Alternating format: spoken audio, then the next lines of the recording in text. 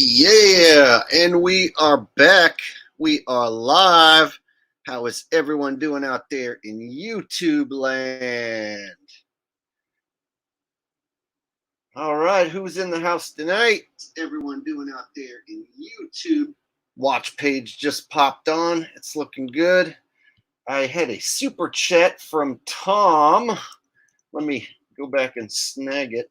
He sent a super chat before we even started.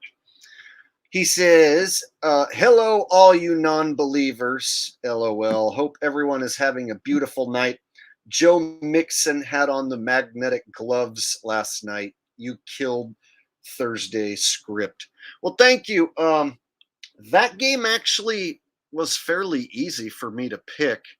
Um, I don't like going with the same team that everyone else is picking. And all the pick videos that I watch of other people picking this game, everyone was taking the Bengals, like every one of them. And I was shocked that nobody wanted, the team with the better record at home.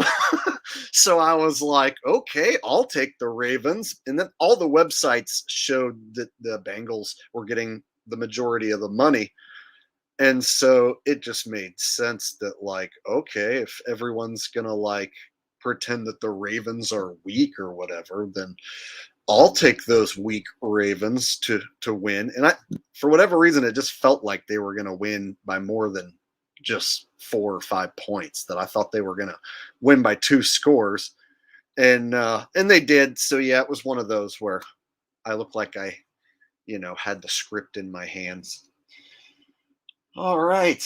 Thank you, Tom, for the super chat. Before we even started, I appreciate that. It looks like another one's coming in from Tom as well. It says, "What's up, guys?" in Jake's voice. Thanks, Tom. All right.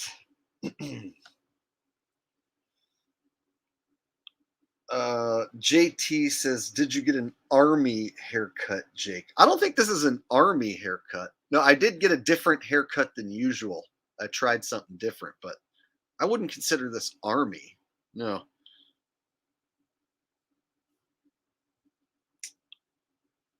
But hopefully you like it. The hat is sitting right over here to the side, but since I did get the fresh new haircut today, I thought I'd show it off, see what you guys think. All right. Got somebody calling for Return of the Doink already. Yeah. At some point, I usually end up singing that during live stream, a cappella. It's that much of a hit now that I get requests for it. I get requests to sing a parody song that was written about balls being manipulated in midair and banging into uprights. If you'd have told me that this is what my life was going to be like, 20 years ago, my head would have exploded.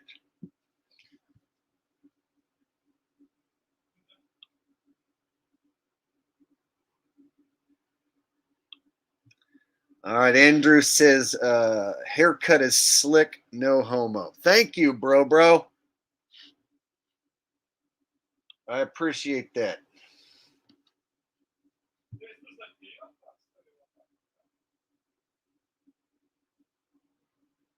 Like I talking about me getting an army cut.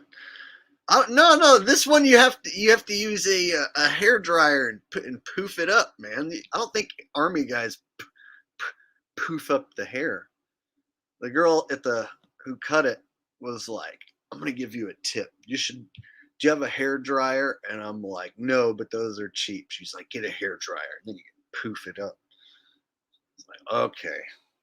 So yeah, that's the only thing. Now I have to like have a hair dryer and do a little poofing routine, but it does look pretty good. It's different, and I was kind of sick of getting the same haircut, so I wanted something different. But it's still pretty close to what I usually get, so it's not too different. It's a buffon, a croissant. Yes, my hair is a croissant. All right. Adrian Preston says, "Hi, Jake. Been a while since I caught a live stream." Well, I haven't done one in a few weeks. The damn sports stuff, the football shit, it kind of eats up a good chunk of my time. And then uh, on my free time, I'm like, oh, I don't want to focus on any of it. And then, yeah, I haven't done any live streams, and I realized, shit, I haven't done a live stream. I think it's about time I do one. So definitely once football season ends, I'm going to do more live streams and talk about all kinds of different shit. But right now, everyone wants the football videos, and those get a lot of views. A lot of you guys are new subscribers here because of the football videos. But this isn't just a football channel. So I also wanted to point out tonight that this channel is a truth channel and it's a comedy channel. And I've covered tons of different subjects. I've been around since 2016. And so those of you who found me because of the sports picks, the football content, the channel does more than that. And when the NFL season ends, I'm not just going to focus on basketball. I'm going to stop talking about sports until next NFL season because fake sports are mind numbing. And I have a lot of other talents that I want to focus on and a lot of other things to talk about. But right now, since NFL season is in full swing and these videos get a ton of views, I am going to finish out the season. And it's about halfway finished already. Yeah, it goes quick. Holy cow, big super chat donation coming in here from Lieutenant Weinberg. Says, I finally bet last week on your picks and hit the Niners. Thanks. Yeah, last week was a very average week. So if you were able to only bet on one or two of them and bet on the ones that won, awesome. Yeah, the Niners pick actually was one of the ones that was the easiest one. So every week there's two or three that kind of pop out where I'm like, yeah, that looks like for sure it'll hit. But then there's a bunch of them that, like, I don't know, like I'm a little better than a coin flip on a lot of these, but some of them it's just tough when you have two teams with no narrative and neither of them are going to make the playoffs, and you got to like try and figure out where's the money, and it's about even. And then you're like, okay, are they going to throw the public a bone? So some games just there's nothing to really go on, and when you have to pick every single game, it can be kind of a pain in the ass. So being that I don't cherry pick my two or three favorites, like having to pick every game across the board, like you pick wrong on 4 or 5 of them, and it takes away from those ones that you feel good about that you get right. So anyway, thank you very much, Lieutenant Weinberg, for the generous donation. I appreciate that. I'm glad you hit on one of the picks. Tom N says, too many people were winning tons of money on player props, so they're rigging that now. My little brother won 26. $800 total on individual player parlays.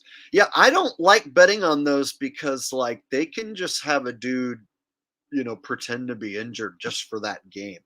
Like, he tweaked his knee and now he can't run for the rest of the game. So, if you go into it thinking, oh yeah, for sure, Nick Chubb's going to get a touchdown in this game and run for at least 75 yards at least. He'll probably get 100. Oh, yeah. Then he goes down and he's out for the year. You know what I mean? You just never know. Like last night, Joe Burrow. Oh, couldn't finish the game. They had to put in Browning. So here's what happened in my head is like they didn't want to make Joe Burrow do the job and lose by 2 scores. So what they did was they had him, my arm is hurt. Oh yeah, let Browning go in there and take that loss. Yeah, see what I mean? So now the fanboys are like, well, the only reason why the Bengals lost and I lost money was because Joe Burrow's he got hurt. So they can get you now with these fake injuries, and it's like it's 100% legal for them to rob you. Have you thinking that you're betting on awesome Joe Burrow, and then he shows up and he's like, ow, it hurts when I did this. I'm going to have to sit this one out. Then you're sitting there holding that ticket like, oh, shit. Glad I wasn't holding that ticket. Yeah, last night was one where I bet I put my money where my mouth was, and I was on the Ravens last night. So I was very happy to see my prediction come true. Tom says, $26,800. Oh, $26,800. Damn. Big time.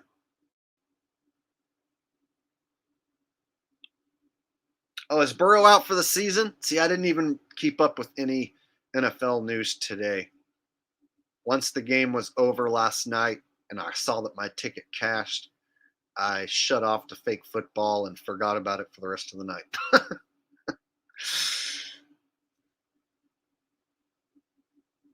Yeah, see, here's the thing. People were like, "Oh, it's a must win for the Bengals. It's a must win." It's like, no, it isn't. It wasn't a must win. And plus, not every team who made the playoffs last year is going to make it this year. So you have to figure some of these teams are going to fall out of it and not make the playoffs. Every year they have to have like 3-4 new teams make the playoffs to keep the fan bases interested. Nobody wants to see the same teams go to the playoffs again. Except for, of course, those fans that made the teams that made the playoffs. But they always have like 4 new teams make it every year. And so it makes sense that you're going to see teams that you thought were going to be in the playoffs, fall off. And so now they have a reason. Oh, it's because Joe Burrow got hurt. Lieutenant Weinberg says, dude, how much does YouTube take from the donations? If I win next week, I'll pay another way, bro. So YouTube, they take 30% of these, but I see your message and I read it during the live stream.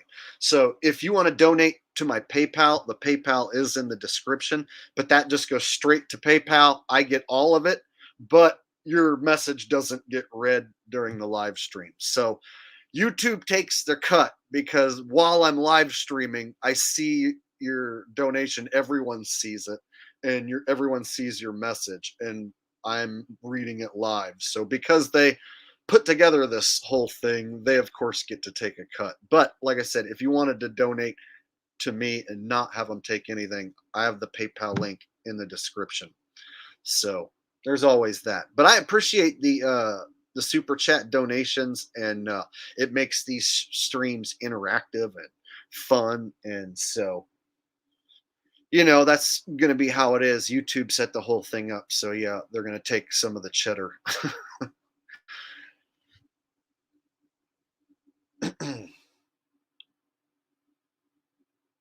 Tom says Lamar Jackson stayed 1 under his total rush yards. Dude, they're masters at doing this. The fact that the spread falls like right on that number, like so often, it's like, oh, it's a 3.5 spread. Oh, Pittsburgh wins by 4. You know what I mean? So they have that where you're always wondering, oh, it's a 3.5 point spread. Bears only won by 3. Panthers plus 3.5 for the win. See, so they get you thinking that half a point. What are you going to do? Are you going to lose by that half a point? Or are you going to win by that half a point? Or like last night, people holding that Bengals ticket plus 3.5. Yeah, and the Bengals got bludgeoned. You see what I'm saying? So they can have you thinking that half point's going to help you cover. And then it doesn't matter at all. And then other times that half point is how you lose. You see what I'm saying? Ooh, I got 3 and the hook. Oh, but you lost because it was 4 points. See what I'm saying? They're masters of manipulating. So when I pick these games, I look at that spread like, are you trying to manipulate me into taking plus 3.5 Bengals? It seems like you are trying to manipulate me into taking that. So I'm not going to do it. So I have to look at every pick like, how are they trying to trap me? And it doesn't work every time, of course, because sometimes they let the public win. And then there's times where I think, are they going to let the public win this one? okay, maybe they'll let the public win this one. And then they don't. And then they pull the rug out from underneath the public. And I'm like, shit, I usually fade the public. Why did I go against my own strategy? So if you hardcore fade the public all the time, you're going to win like 60% of the time. But there's those times where they're going to pay the public. And then if you try and figure out when they're going to pay the public, you're going to guess wrong sometimes. And I've done both those things this season. I've hit things perfectly this season, and then I've totally outsmarted myself on some picks this season. Luckily, I'm still hitting it like 65% or something, so doing really good. Tom says the Kansas City and Philadelphia point spread makes 0 sense. To me, that looks about right. And you know what? The money, from what I've seen, is being loaded up on the Eagles. And Kansas City won the Super Bowl because most of the money was loaded up on the Eagles. And so I feel like I'll probably lean Kansas City on this one because everyone's loading up on the Eagles. So if I see people loading up heavy on one side, it kind of always makes me want to go the other way. So I'm going to wait until Saturday and see what the final numbers are and wait for any last minute news about that game. But like right now, I'm leaning Chiefs on that one. What I mean, if people are going to doubt the champs and throw their money at some other team, I'll take the champs. It's kind of like how I took the Ravens last night. You know, oh, you're going to give me the better team, like in fantasy world, the better team, and they're at home. And it looks like I might have missed the super chat. Oh, 50% pain. 50% pain says the way Joe Burrow bent over and fell to the ground from a simple flick of his wrist looks so fake. And exactly. Fake as funk for sure. I totally agree.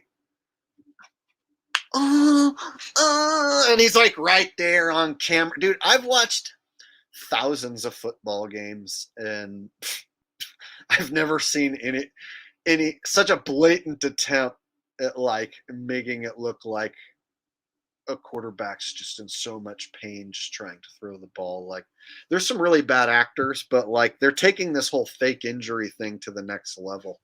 And it's a way where they can rob people and then there's a built-in excuse.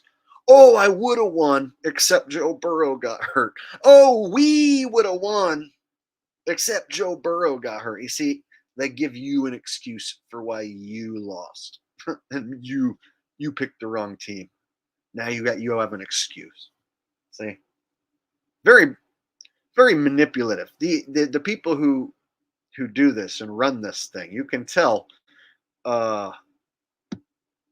they're quite smart at manipulating the drunken fans who think that this is real football. They've got it down to a science how to manipulate fanboys out of their money, force them into making a stupid decision.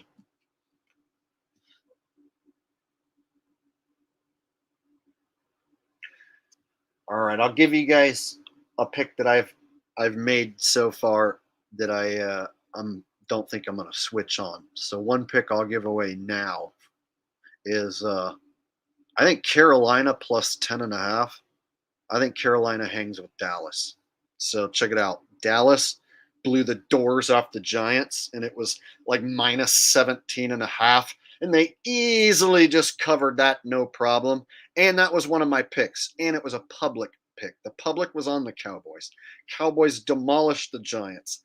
Now, minus 10.5, people are going to be like, oh, Cowboys are going to demolish those Panthers. 10.5. That's psychologically, I'll bet you everyone's on board with Cowboys wiping the floor with Carolina.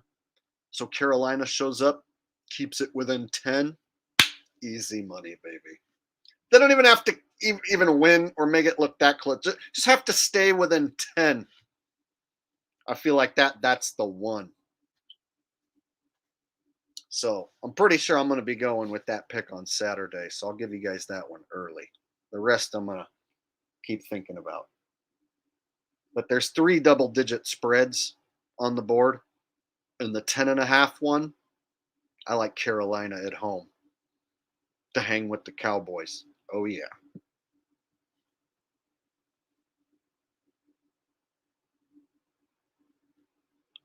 Exactly. So you got to think of it that psychologically, if you rode that 17.5 last week and they bludgeoned the Giants, you're going to be thinking, oh, this week it's only 10.5.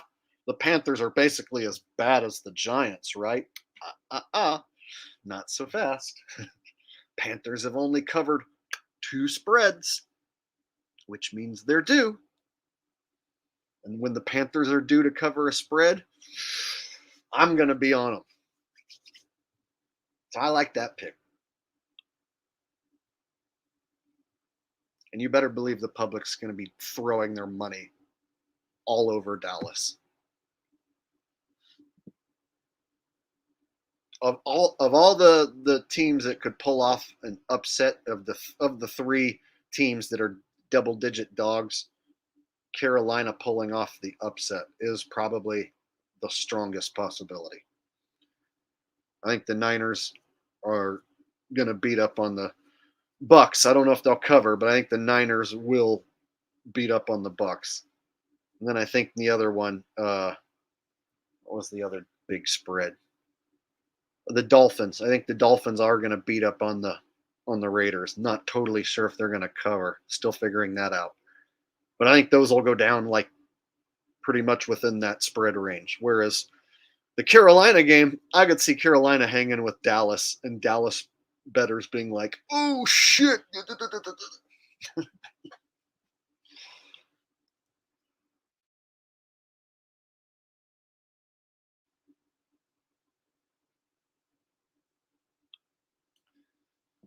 The Dolphins are going to lose. You know, lose and loose are 2 different words. Lose has 1 O and loose has 2 O's. I know when they taught you in grammar school that oo is 2 O's, but in the English language, there's many exceptions to that rule. So lose is only 1 O and loose is 2 O's, and those are 2 different words. Hopefully, you were doing that on purpose.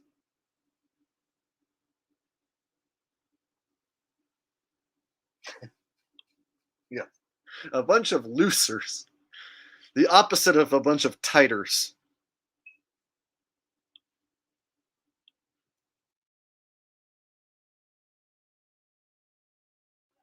Tom says Carolina wins and Philly are going on a 3-game skid. Ooh, Tom. It's pretty brave.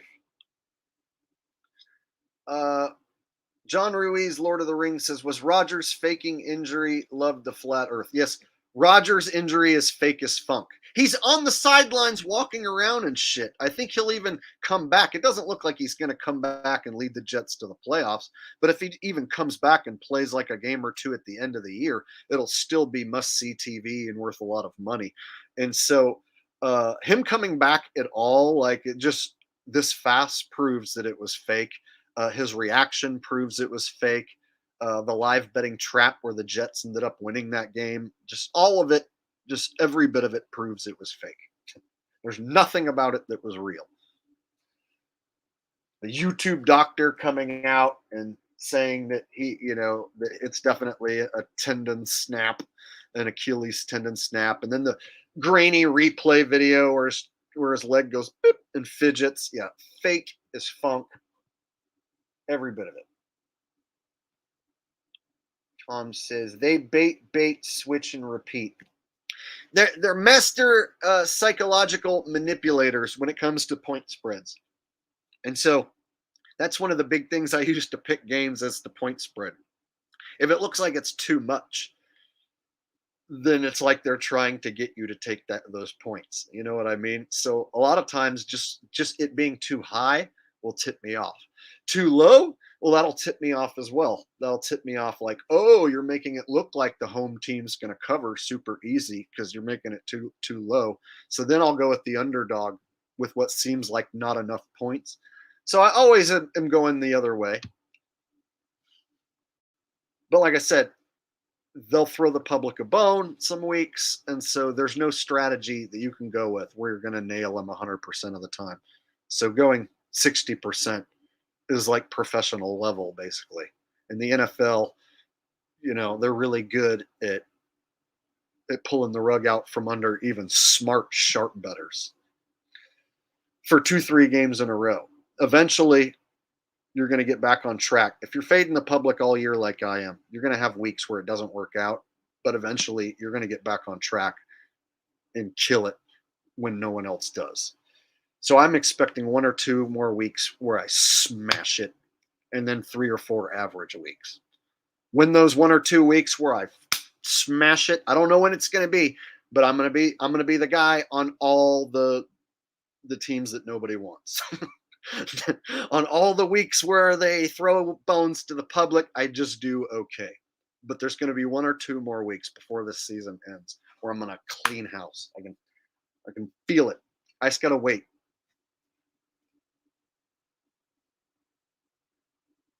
I might have missed another super chat. Let me scroll back a little more.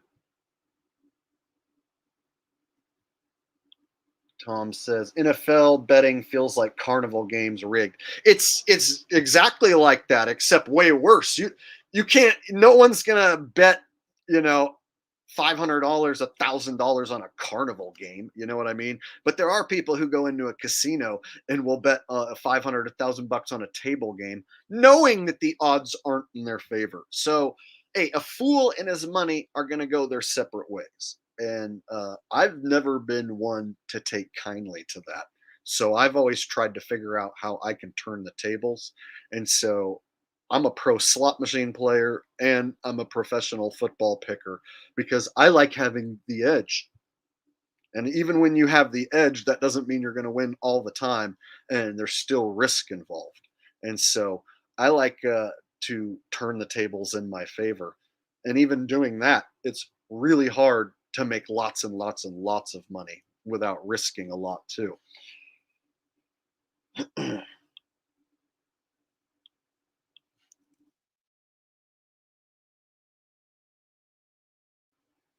I read that one. Okay, making sure I didn't miss any super chats.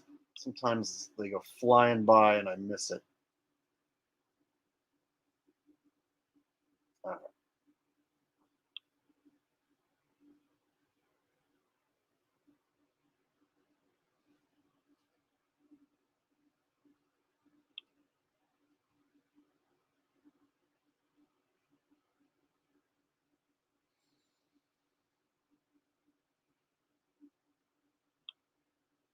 I don't try and plug in numbers beforehand because I don't feel strongly about doing that. I feel strongly about the numbers that are already there. Like, what's the spread?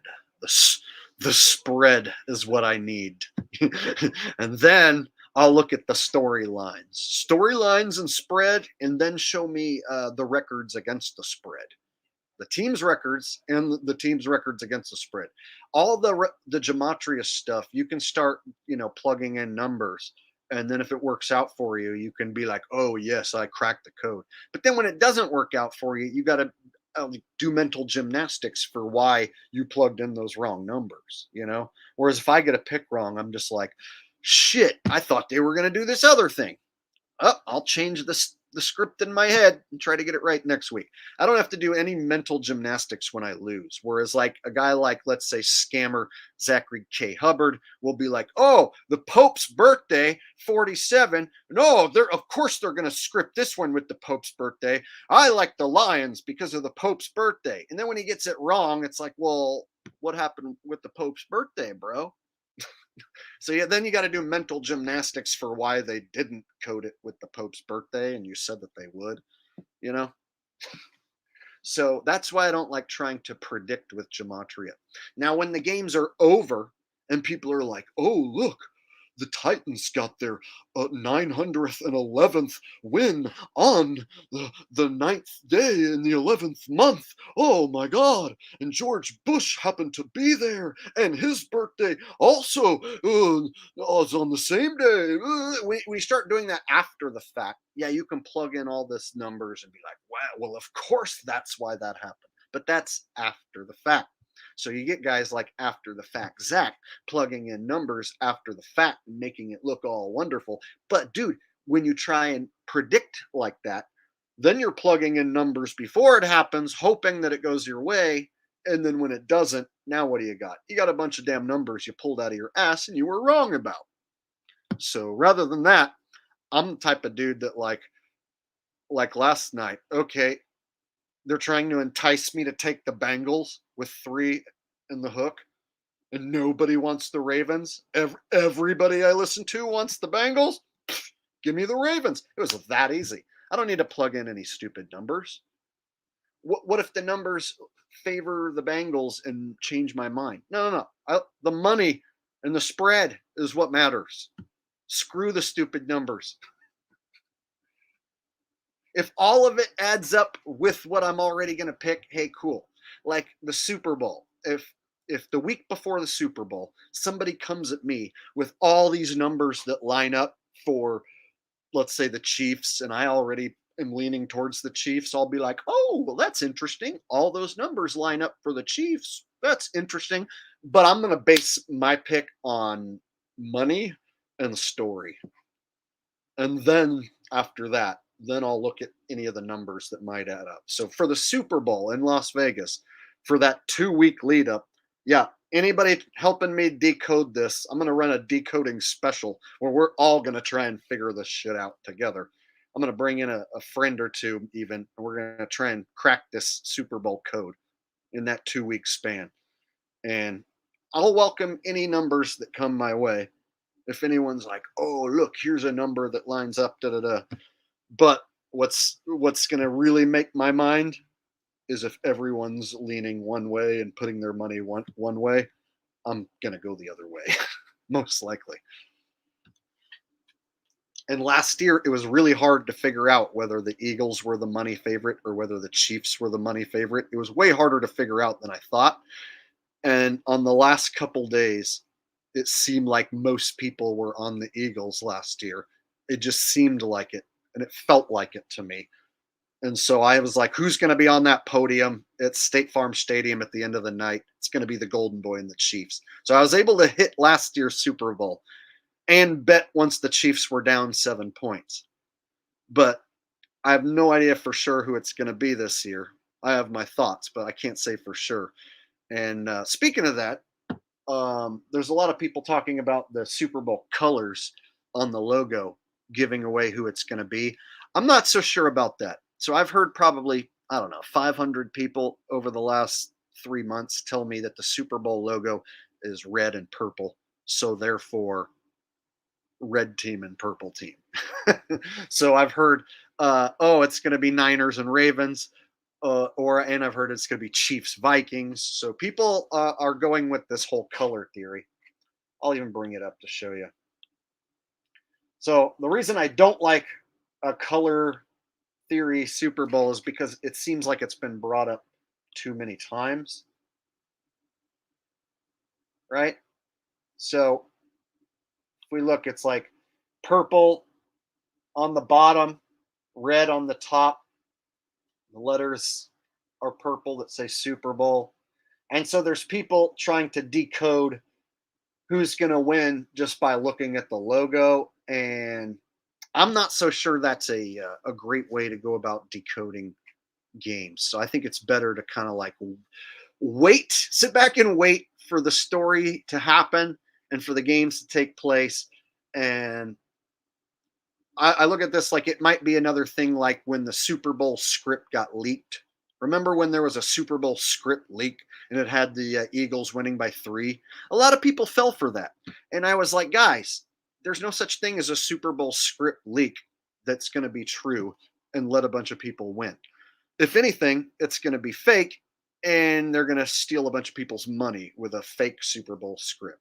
And so I try and get out in front of these things and think, okay, if 500 people have told me that it's going to be a purple team and a red team because of this logo, then perhaps it's not going to be. Maybe it'll just be a red team and then a different color team. You know what I mean? Like, what if it's Chiefs and Cowboys, for instance? Well, that's not exactly purple. You see what I'm saying? But red and blue make purple. Ooh, you see what I'm saying? So you can really trick yourself here and be like, okay, so the Ravens have purple, but the Vikings also have purple. Uh, Chiefs have red, but are you really going to go like start plopping down your money, basing it off of colors of the logo, uh, knowing that there's other people doing the same thing? Lots of other people plopping down money, thinking that this logo is going to give away the Super Bowl. So I would recommend you don't jump on board too fast with any of this color scheme deal, because they're master manipulators. Now, there's a few things I'm looking out for as far as this goes that have proven to be the. Let me explain this right. So last year, the Rihanna, the Super Bowl halftime performer, she wore red and the Chiefs won. And then the year before that, Snoop Dogg came out with the Rams colors on, and the Rams won. And then there was the Ukraine stuff going on, and the Rams colors and Ukraine colors matched up. And so there's different color schemes to look at. And so you really have to be careful, because they could this next year have Usher come out with a team's colors on, and then have that team lose and crush a bunch of people who are on the color thing. So if Usher comes out with a team's colors on, I already want to have my money bet on one team or the other, to where I'm not basing it based on just what Usher's going to walk out with. You see what I'm saying? Because I know the NFL are master manipulators, and they had Rihanna wear red last year and the Chiefs won. They had Snoop Dogg wear blue and yellow and the Rams won. They could have Usher come out and wear the losing team's colors and maybe make, $5-10 million in bets just on that one little stupid thing. You know what I mean? Who knows? So I'm just telling you guys, this league, the Super Bowl is going to be in Las Vegas.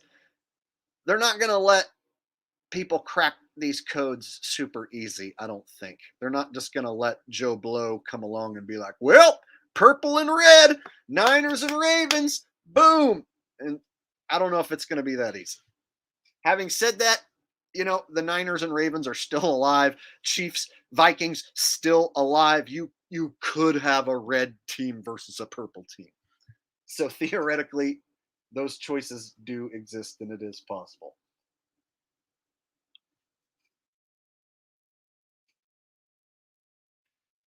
I like a Chiefs 49ers rematch as a possibility, because I think that that's going to draw a ton of money.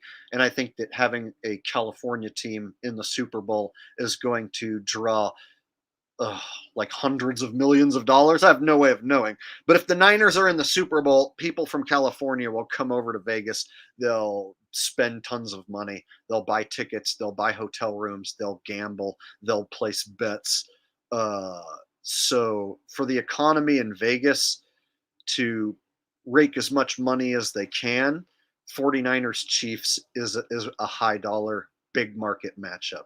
That's why, since the Super Bowl's in Las Vegas, I like big market teams over small market teams, because I feel like they're going to want to draw as much money as possible.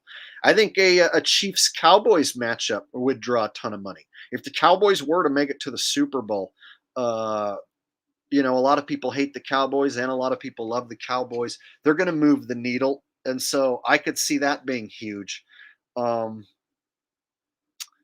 Now, they could put a small market team in the Super Bowl, but I just feel like in Las Vegas, they're going to be trying to draw as much money as possible. So I feel like two big market teams make the most sense.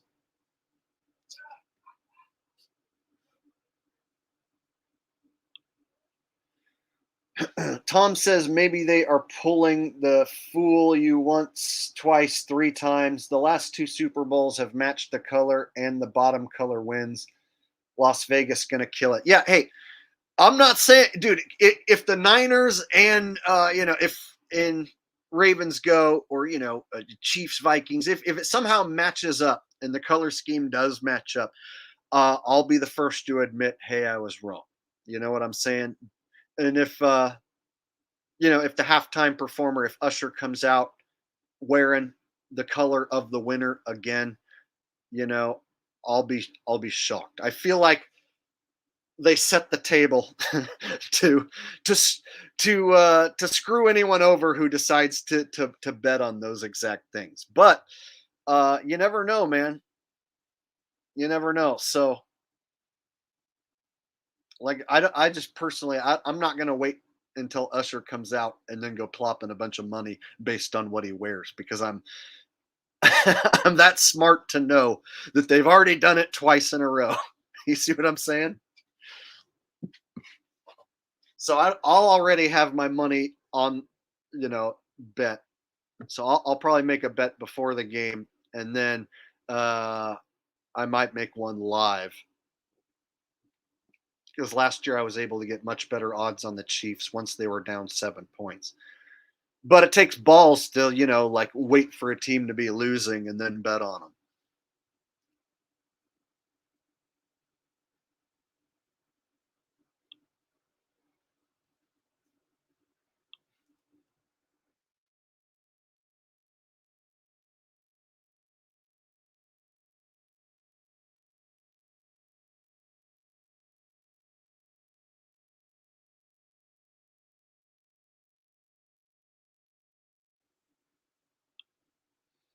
David Yount says Taylor Swift's next song will be about getting dumped for Super Bowl rings.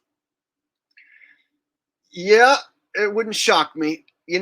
Chiefs being in the Super Bowl and Taylor Swift being there would be gigantic.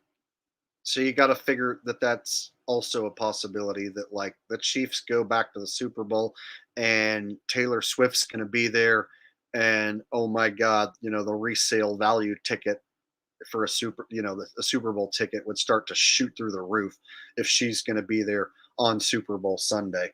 And so, and then how's that gonna factor into, like, we're yet to see the Chiefs lose when she's there, so she hasn't had to be like, "Oh, I'm so sad that my boyfriend lost." We haven't seen her pull the acting job for when Travis loses, so I'm still waiting on that.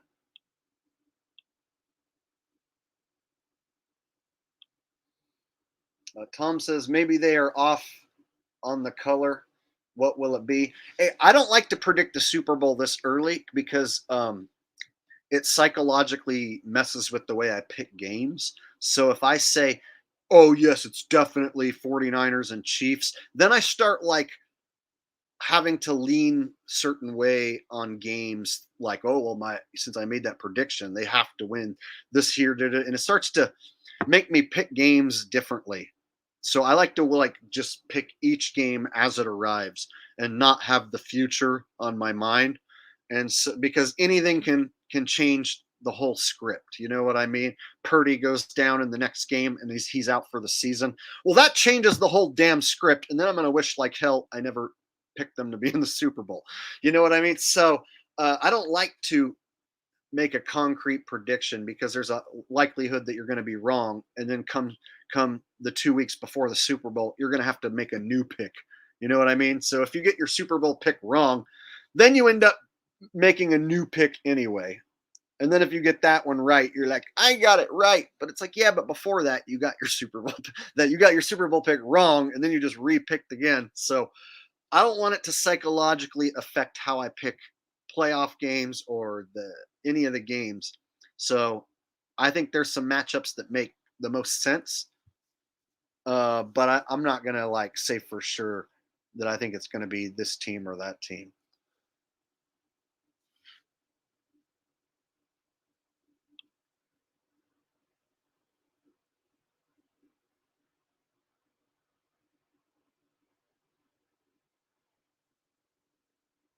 Rose says Will Smith is probably FTM.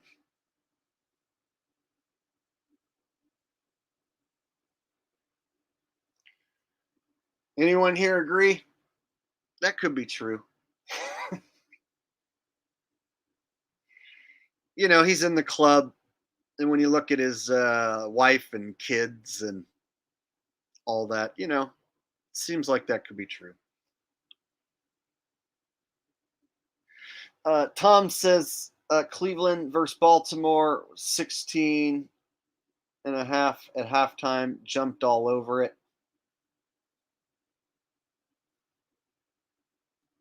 16 and a half, 16 and a half at halftime. Huh.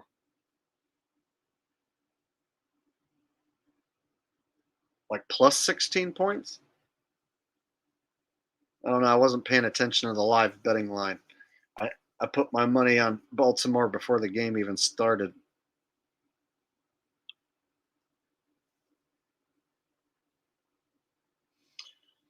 This one's tough. The Vikings match up with the Broncos because the Broncos are favored and the public's going to be all over the Vikings. And I know if I pick the Broncos, all you Vikings people are going to be like, dude, you're wrong about the Vikings. Josh Dobbs, he's a spaceman for NASA, and they're going to win every game from here on out forever. It's like, well, I don't know. So Vikings are going to be a public dog in Denver. So that public dog means everyone's on the Vikings because they've won a bunch of times in a row, and you're getting free points. So when I go with the Broncos, I know there's going to be people who are like, "You're stupid. They're going to let Josh Dobbs and the public just win forever." Of course. I don't know. I think that bandwagon's about to crash eventually, and the public might get paid out maybe another week or so. But there's going to be way more money on the Vikings side this week than there is on the Broncos side.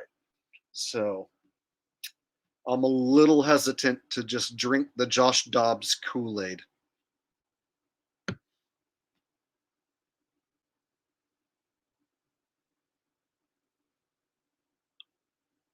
So this guy says Vikings are due. Now, do you know what public money is? The public is on the Vikings because they won like 5 in a row. So everyone's throwing their money on them to beat the Broncos, especially with those extra points. So I don't know. It's a tough deal. I've got my record to where it is by fading the public.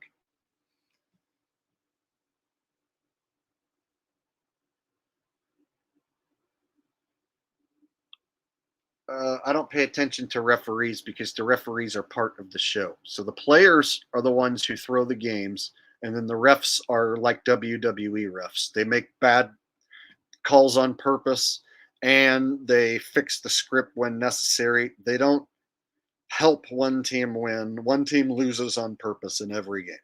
So I don't talk about the refs being the ones who rig games. I talk about the players being the ones who play pretend football. And then the refs are there to just make sure everything stays on script. So anyone who focuses on the refs is still like in the mindset of it being real. And I consider those fanboys. So a popular thing that a fanboy will say is, dude, it's not the players, it's the refs. You're saying everyone's in on it? That's impossible. Someone would tell the secret. It's the refs. And it's clearly all the players are in on it. And the refs are like basically WWE refs. So, no, I don't pay attention to referee stats at all. And I'm not focusing on overs and unders. I'm only focusing on winners and losers on the money line and the spread. And I don't want to overcomplicate it by like having to pick that and focus on all the numbers for that as well for every game. And so I just want to focus this season on money line winners and losers and spread winners.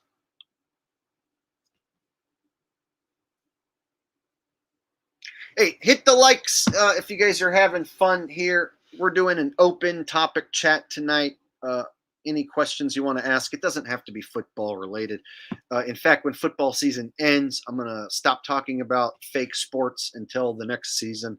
So, in a few months, we're not going to be talking about football anymore. We're going to be talking about other subjects. I'm going to be working on new music and stuff and returning back to regular conspiracy content. So, again, this channel is a truth channel and a conspiracy related channel and a comedy channel. And football is just one of the things I do. So, for those of you who think, this is just like a sports channel, no, it's not.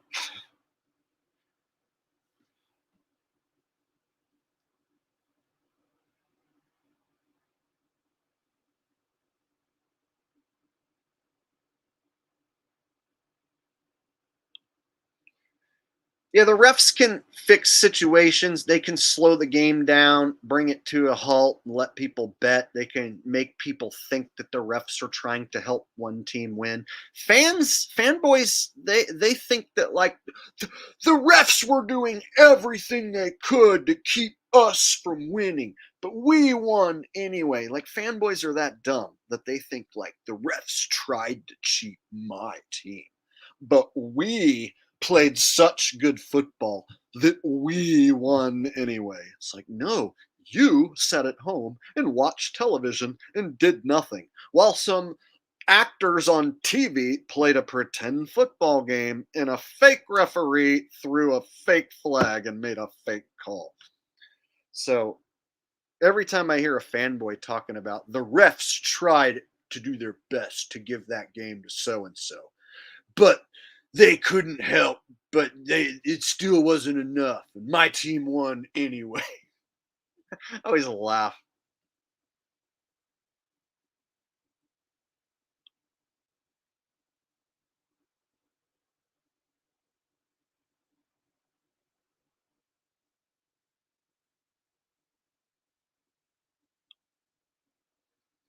Yeah, the refs are like assistant directors. That's a good way of putting it.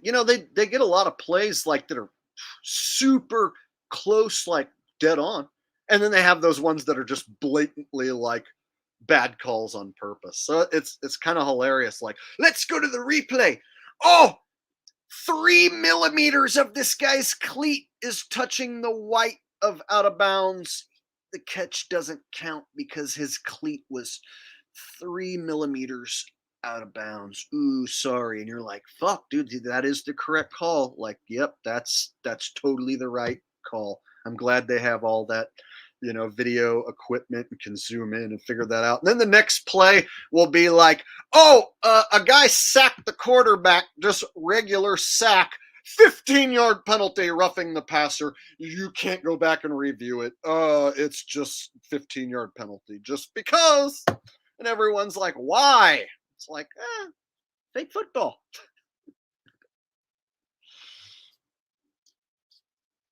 So yeah, all that technology so that they can get the call right. Oh, and they do. Except for those times where, they just blatantly like get the call wrong on purpose. Gotta love it. And yeah, so even the fanboys used it. There's holding on every play, so they can call a flag on any play. Yeah, but every play's fake, so who cares? You know what I mean? Like the pass rush on a regular play is the fakest thing. An NFL pass rush is just so fake. Like whenever you see a quarterback in the pocket doing this, like,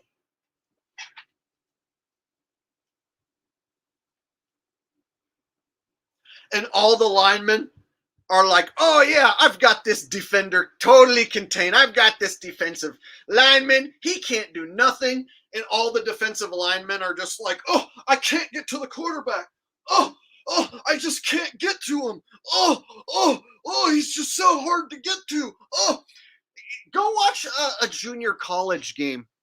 The pass rush gets there and that's so fast. Go watch a competitive high school game. The pass rush gets to the quarterback in like 1.5 seconds, 2 seconds. You never see in a really competitive high school game or a junior college game a dude like,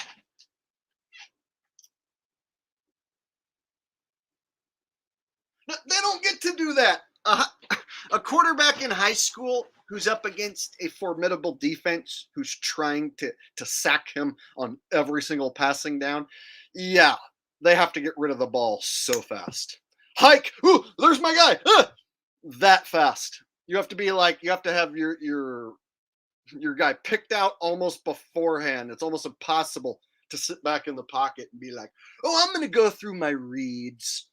That guy, no, he's covered. That guy, oh, let me dodge this defender. Whoop, he just fell on his face. Oh, look, I've got a man open way downfield. Oh, look, amazing. Yeah, see, NFL football is just, it doesn't even look like real football. And so when people are like, oh, I can tell you're a dork who's never played football. No, I did play football. I'm not a big dude, but I played high school football. And you know what? I never saw any of my teammates dive at people's feet, and nobody ever dove at my feet. I ran the ball several times and never had anyone dive at my feet ever. And I'm a fast dude, and I could put some moves on people. Never had anyone just dive and whiff at my feet like it was nothing. No, they were trying to tackle my ass. Every time. And so I remember what it was like the best receiver on my team in high school would rarely ever drop the ball. If he did, people were like, what the fuck? He dropped it? What? That's how rare it was. But now, the starter for every team, the number one receiver for every team, can't catch a pass when he's wide open. The running back on every fucking team drops a ball in every game when they're wide open for like 30-yard screen and they can't catch a 5-yard pass. And everyone in the stands is just like, oh, well, we'll get it on the next play. No. You dropping 5-yard passes and 10-yard passes in every fucking game over and over again, and everyone just accepts that. That's football now. Yeah. The number one wide receiver is going to drop 2 or 3 passes in every game. If you throw to him 10 times and 10 balls hit him in the hand 10 times, 3 of the 10 are just not going to end up in his hands. They're going to hit his hands and fall off. That's now considered just normal. It's normal for the best receivers in the world to drop the ball a lot. It's totally normal now. I remember specifically the best receiver on my high school team. His name was Joe Henry, and he could catch the ball if it came anywhere near him. He had soft hands. He wasn't super fast. He wasn't a big athletic guy, but he had really good hands, and if the ball came anywhere near him, he always caught it. And one time he was wide open and not paying attention, and the ball came at him and he dropped it, and we were like, what the fuck? And that was the only time I remember seeing a guy who's really good drop a pass in the end zone, and we were like, what the fuck, dude? And he's like, dude, I wasn't even paying attention and I didn't see it until it hit me. It was like only a once in a lifetime, oh my god. Whereas now, the best receiver, NFL receiver, drops it in every game. Every fucking receiver drops the ball this year in every game. Every running back drops the ball in every game. And people have the nerve to say, oh, I can tell that you're a dork and you've never played football. The fuck I didn't play. If you've ever played, it should be really easy to see how fake it is.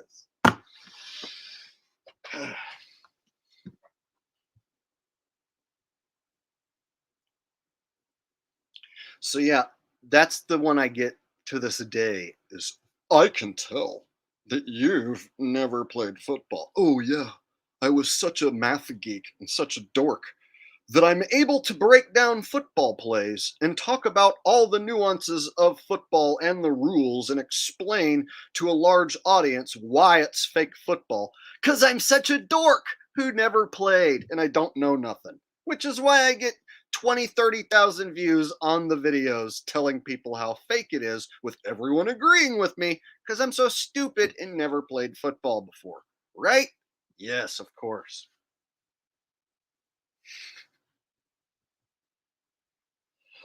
You must be a dork who never played football before. Yeah, and I have this amazing ability to explain the game in precise detail better than anyone in the world talking about how rigged football is. Crazy how a dork is the guy who's number one in the world at explaining how fake the NFL is. Wow.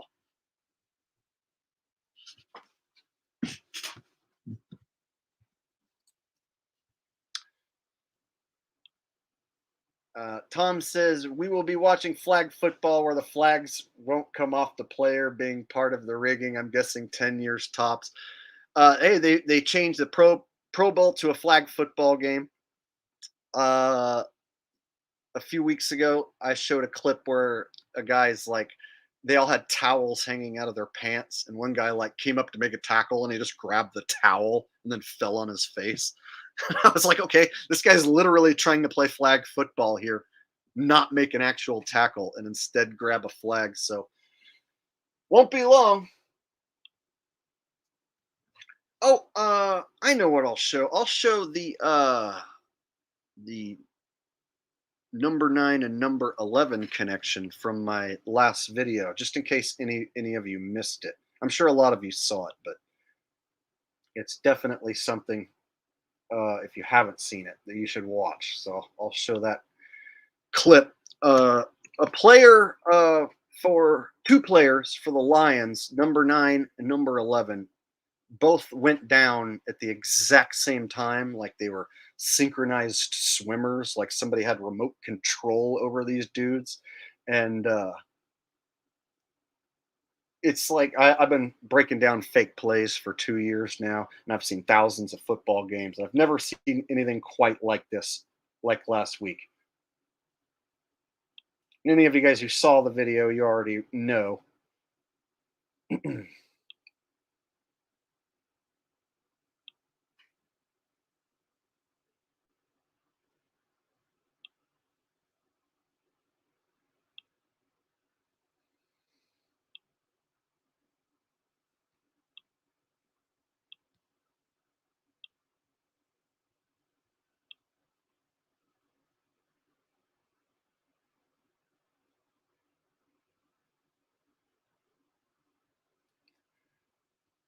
All right, let me get it all queued up for you.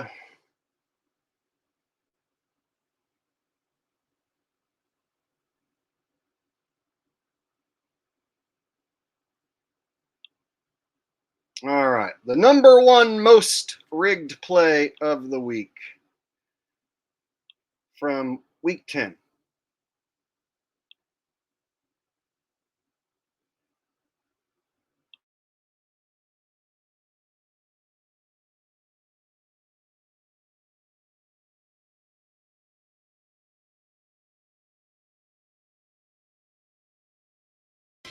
Right here is the number one most rigged play of the week. And holy cow, get ready because it's a crazy one. Same game with this Lions and Chargers dealio. All right. Nobody is even going to try and tackle this guy. Watch all these Chargers dudes literally just let this dude go running by. No one even sticks out a hand. No one even makes an attempt to smell his feet or anything. Just lets him go running right on by. Now, here's my favorite part. 1, 2, 3 Chargers. You would think that the 3 of them would be able to tackle that one guy. Oh, no. These are the 3 Stooges. Whoop, whoop, whoop, whoop, whoop, whoop. Watch, they all take each other out. Literally the 3 Stooges.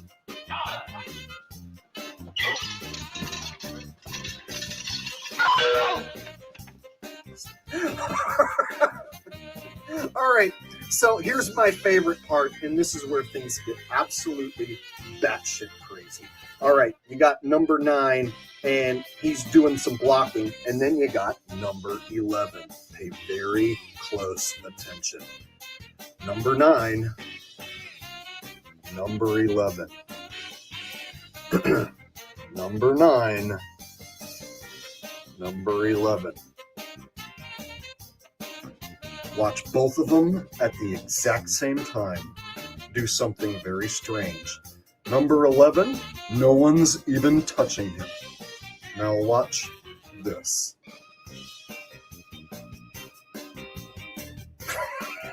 What was that?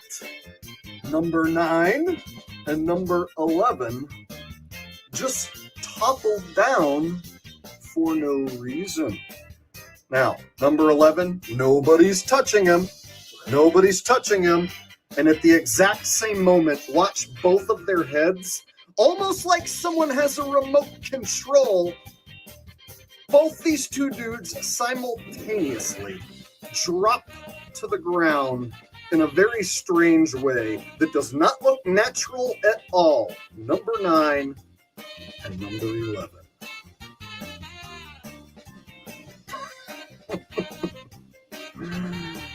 Wow. Oh, yeah. And this guy, he goes all the way. Touchdown! Let's see what Charger Lady's reaction is to her team losing.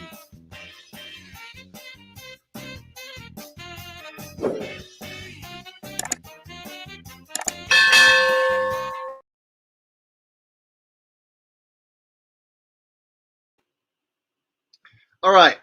Hey guys, I've been covering, fake plays since last year, and that right there was a new one. So at exactly 3 minutes and 11 seconds on the clock in the second quarter, both those two dudes go down, number 9 and 11. Now, I'm probably the only person in the world who caught that, and now I brought it to everyone's attention. But I don't think anyone was supposed to catch that, but I think that was definitely blatantly done. I don't feel like that's an accident or a coincidence.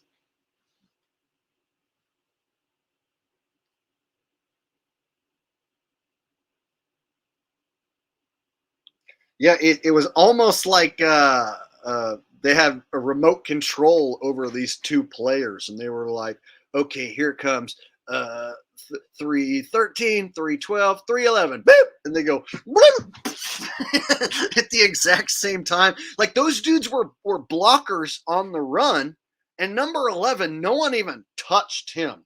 So that was the weirdest one. Was like he was out blocking, and then he just like, so yeah, I've seen a bunch of games and a bunch of phony rigoroni. That's my job, is to point it out. But I've never seen them code number 9 and 11 and make a connection like that, at exactly 3:11 left on the clock. Very, very, very sketchy. And like I said, I'm probably the only person in the world who caught that.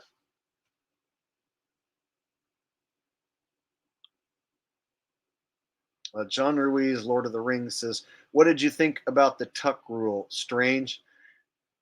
Well, it's their league. They can make up anything they want at any point. So if something doesn't go according to script, they can just manipulate a rule on the spot, And then they can cover their tracks by making it out like, oh, the Patriots cheated because of Deflategate. It's like, no, the Patriots cheated because it's all fake football. And all the teams they played cheated too. The whole thing is cheating. So they made it out like, oh, yeah, Tom Brady and the Patriots, yeah, Deflategate. Yeah, that was how they cheated. And then the league penalized them by not taking away their Super Bowl trophies. Oh, yeah. Okay. So they take the term cheating and they basically smear it like, oh, yeah, the Patriots were deflating footballs. And that was why Tom Brady was so good. So it they get you to think that the only way teams are cheating is like, deflating footballs or refs making bad calls and someone stealing someone else's play, a coach stealing another coach's plays or something. Like, no. It's fake football.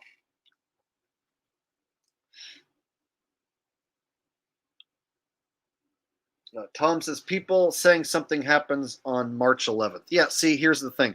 That video I just showed you, I made that connection and said, hey, maybe something possibly might happen on March 11th. And you know what? They wouldn't let my video run ads. It was demonetized. So I edited the part out where I made the connection to March 11th. And then they were like, yes, you can have ads. So they don't even care that I made the connection to 9/11.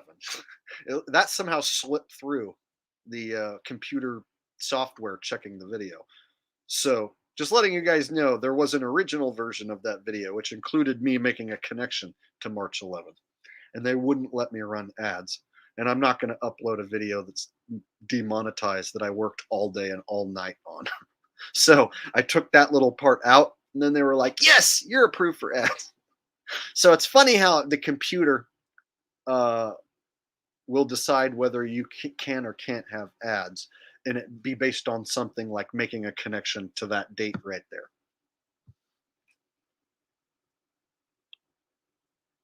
David Yount says, welcome all new subscribers. Want to remind all viewers you can also participate in the chat. Hey, make sure if you guys are having fun here and you're enjoying yourselves to hit the thumbs up. We got almost 300 people watching, but only 144 thumbs up. I think we can do better than that. I think we can get 200 thumbs up. So what do you say you do me a solid right now and you smack the thumbs up and we get it to 200 right here before our very eyes? Then the algorithm thinks that this is the most amazing thing ever, and then they stroke the algorithm, and then everyone gets stroked off, and then I start singing, stroke me, could be a winner, move on away. Stroke me, say you're a winner, baby, you're a sinner now. I don't know what just happened, but yeah, hit the thumbs up. All right.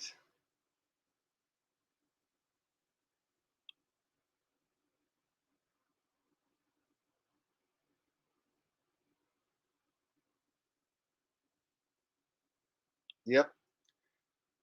Impromptu, a little Billy Squire there.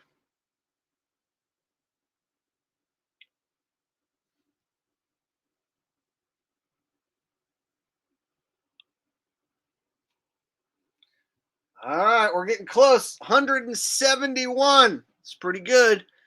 But I think you people can do better. People, Paul Stanley here from Kids. I think you people are wonderful. And if you could please hit the thumbs up, that would be great. People, I can't hear you.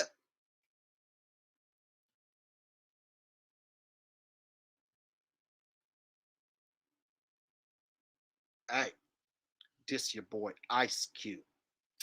And I ain't even trying to buck with y'all, but y'all be trying to buck me. Man, that's whack.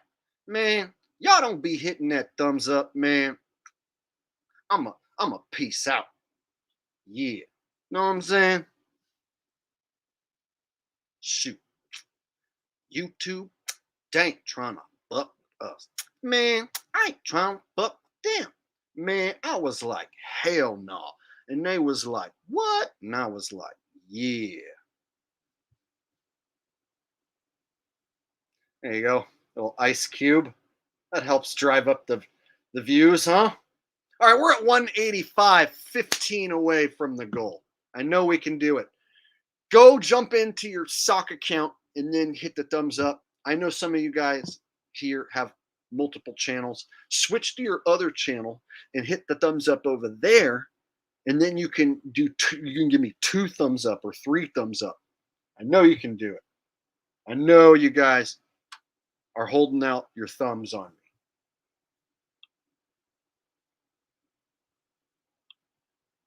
All right. Tom says all the stalkers from other channels not liking it. Yeah, there's always haters, but there ain't been as many lately. You know, the channel's been blowing up. People like the content. My picks have been pretty good to where there just isn't much for haters to like try and hurt my feelings with. So there haven't been as many haters, and I don't really have any competition as far as NFL rig content. And so it's basically just been smooth sailing, you know?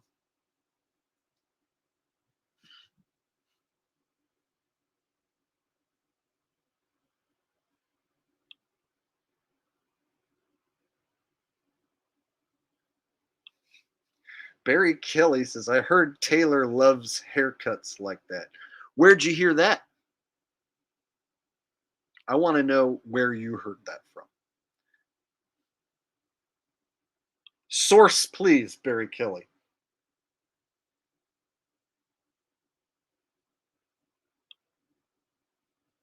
JT says, let's go. Brandon started this. You know what that reminds me of, which I haven't showed in a long time? I made a song about Let's Go Brandon before it was popular, before it was cool. I was literally one of the OGs that made a song about Joe Biden before it became a trendy thing. And you can go back and look at the dates of my video and when this was trending, and you'll see I was at the forefront.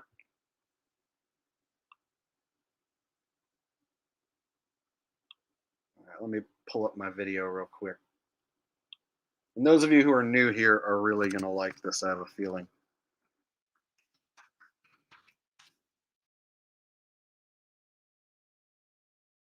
All right. I haven't showed it in a long time, so it should be fun. Drew Thomas says, do you have any mushrooms or Deemster stories? I do. I could tell a few stories. I'll do that right after I show this song. And then Tom says, Microphone is only channel that talks about rigging. Dude, he doesn't talk about rig. He makes fun of people who think it's rigged. I was going to ask why my audience watches Microphone if he's a fanboy who thinks all of it's real and he only thinks that the refs are the ones making bad calls. He makes fun of people like me in his videos and acts like only crazy people think it's scripted and that it's only the refs. I think anyone who watches Microphone must be a fanboy, but it says that my audience watches that guy. Quite shocked. If he was legit, then he would say, hey, there's a channel called Jake the Asshole who's exposing how fake football is. But nobody wants to do that. Nobody wants to give me a shout out for the amazing work that I do. Huh, imagine that. Microphone. That guy can suck a fat dick. Sorry, Tom, if you like him, but like every time I've checked him out, he makes fun of people who says it's scripted, and he seems like a total fanboy who thinks every NFL game is totally real. Seems like he gets a check from the NFL. All right. Okay, so let me show this song.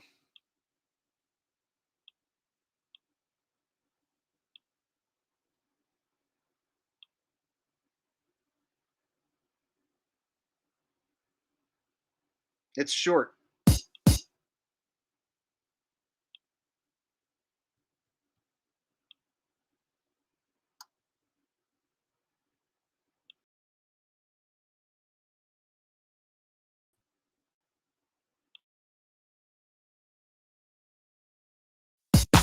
Fuck Joe Biden!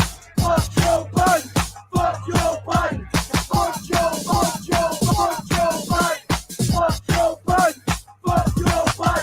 Fuck Joe Biden! All around the world, they be talking about about you, Joe. They say, fuck Joe Biden to everyone they know. They be chanting at the game, chanting up your name. They say, fuck Joe Biden each and every single day. Yeah. Fuck Joe Biden. Fuck Joe Biden. Fuck Joe Biden. Fuck Joe Biden. Fuck Joe Biden. Fuck Joe Biden. Fuck Joe Biden.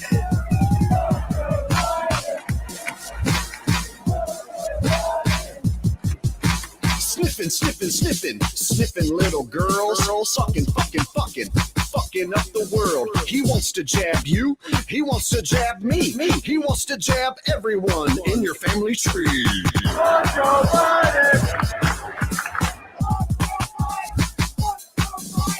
Fuck Joe Biden! Fuck Joe Biden! Fuck Joe Biden! Fuck Joe Biden! Fuck Joe Biden! Fuck Joe Biden! Fuck Joe Biden!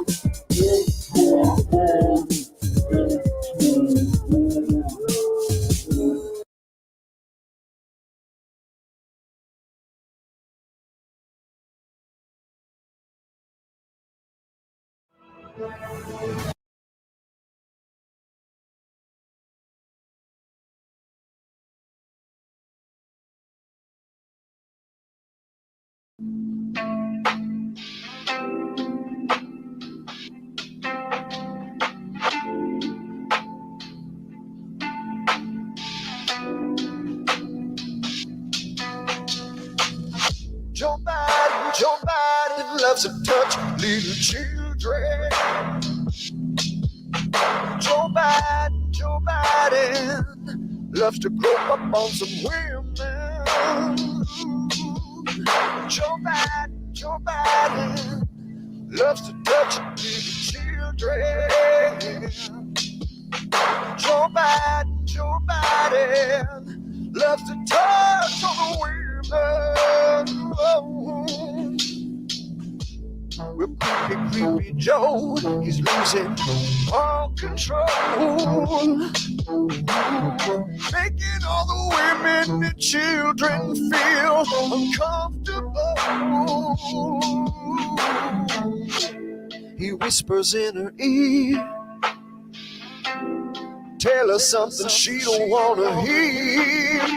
She pulls away from Joe and fear.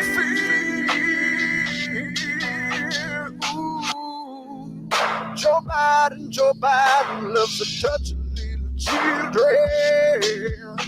Joe Biden loves to touch upon some women. Joe Biden loves to touch little children, even on TV. Joe Biden, well, he's touch upon some women inappropriately.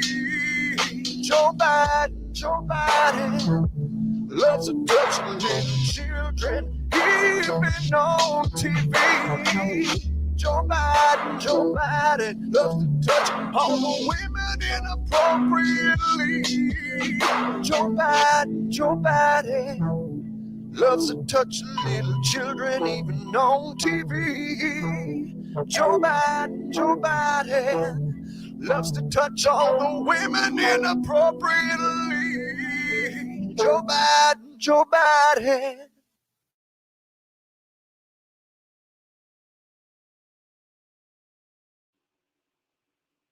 All right. There you go. A little bit of some of my music, original music. I wrote both those songs. Yes. Well, thank you, Rose. I look forward to when this NFL season ends, I can put all my focus on building out a studio and recording music. I'm done making excuses. I'm done letting my talent be squandered. I need to record these different ideas I have, and I just need to have a studio to where, like, anytime I have an idea, I can record it and then turn that into something. So I'm really looking forward to it when football's done and I don't have to look at any stupid fake sports, and just trying to figure out what song I want to create and what I want it to say, and just spending a bunch of time on it. And then when I get it done, God, it's going to feel good. So I'm looking forward to that because I haven't made any new music in a while and I need to. All right.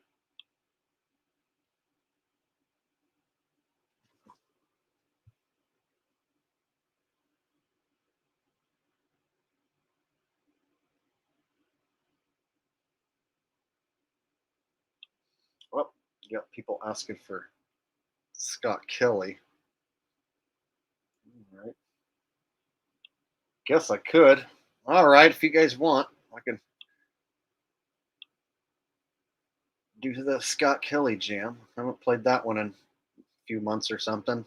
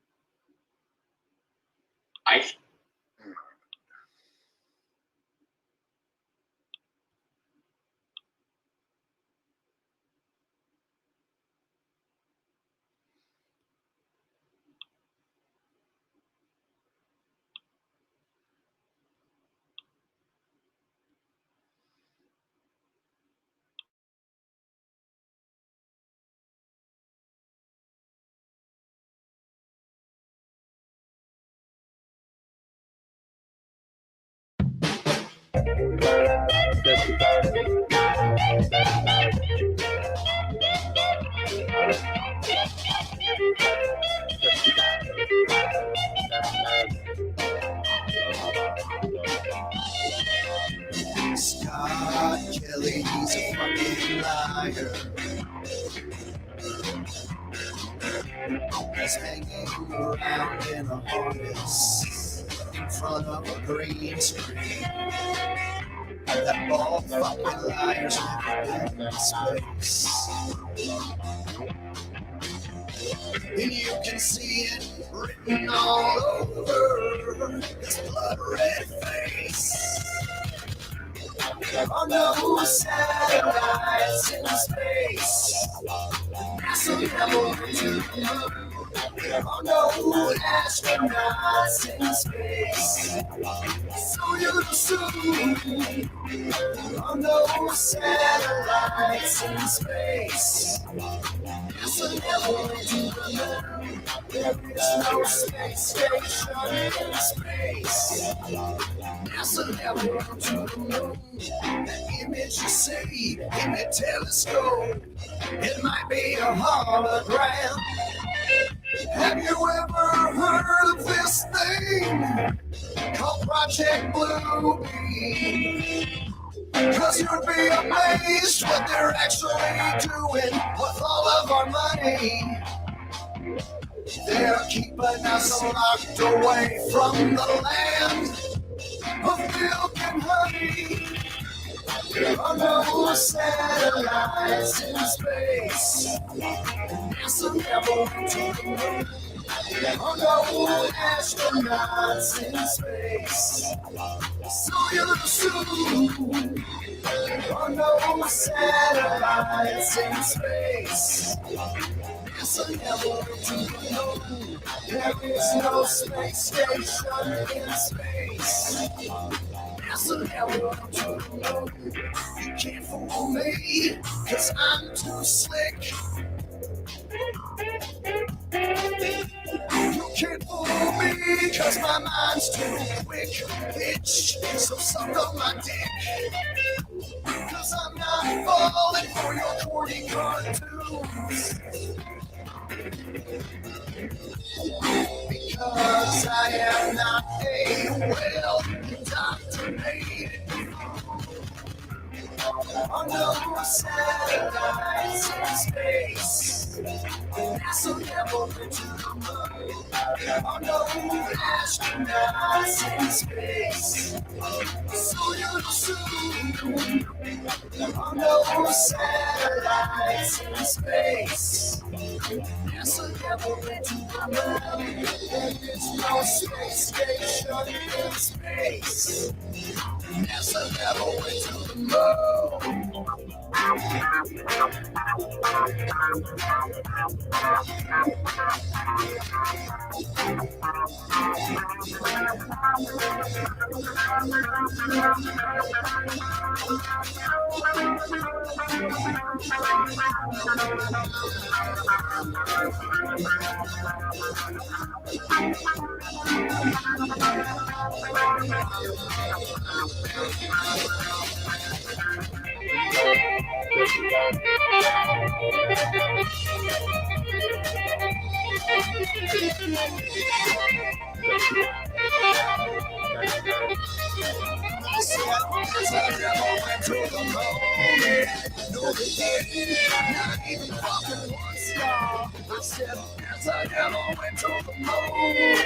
No, they didn't. Not even fucking one star.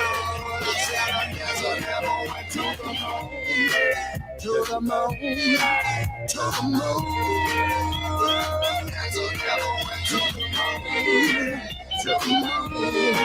To the moon. Guess I never went to the moon. To the moon. To the moon. Guess I never went to the moon.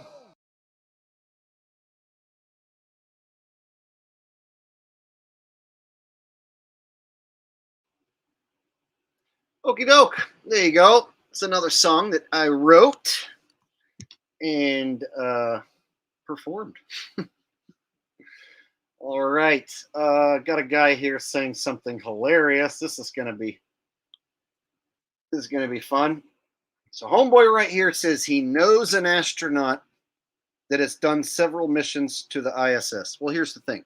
You might know an astronaut, but there is no International Space Station. That's fake as fuck.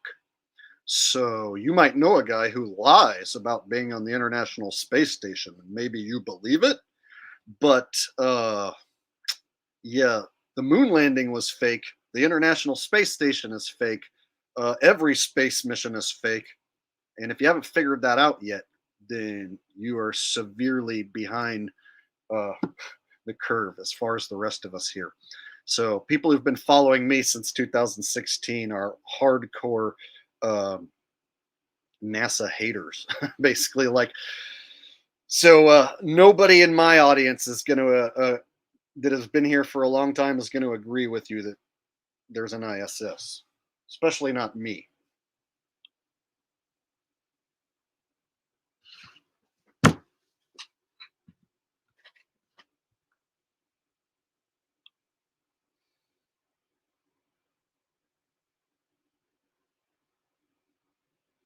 Oh yeah, and then I was asked to tell some stories, mushroom and Deemster stories.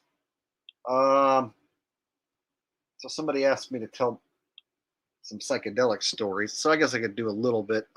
So I've taken mushrooms a bunch of times. I like the high that I get from it.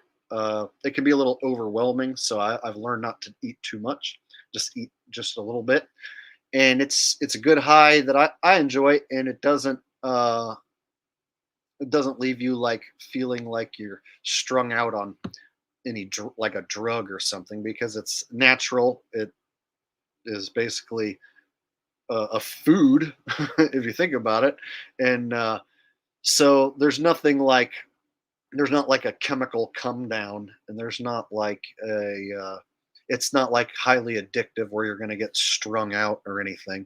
And so, yeah, I've enjoyed mushrooms since I was like a teenager. Like the very first time I tried them, I had a great time, laughed my ass off. And so it's been a drug that I've enjoyed once or twice a month when I have it. And then there were years when I was a teenager and in my 20s where I couldn't find it, and it was very rare that I ever got any. So then when I got into my mid 20s, I figured out how to grow them. And since my mid 20s, whenever I want mushrooms, I just grow my own. And so I always have some whenever I want some. And now that they've been decriminalized, like now there's not really a fear of like getting busted with them so much. So yeah, I've taken mushrooms a bunch of times. I like to eat them before I go to watch concerts. Like my favorite band to go watch is Blue Oyster Cult. That's my favorite classic rock band and my favorite band in general. And every single time I go watch them, I eat like a couple grams. I've eaten an entire eighth, but that turns out to be usually a little too much. So I like to eat like 2 grams, feel a good mushroom buzz before every Blue Oyster Cult show. And then I like to eat some when I go to Santa Cruz during the summer. I like to eat some and then drive around on my scooter while I'm high on mushrooms and walk around the boardwalk and stuff, ride the roller coaster, shit like that.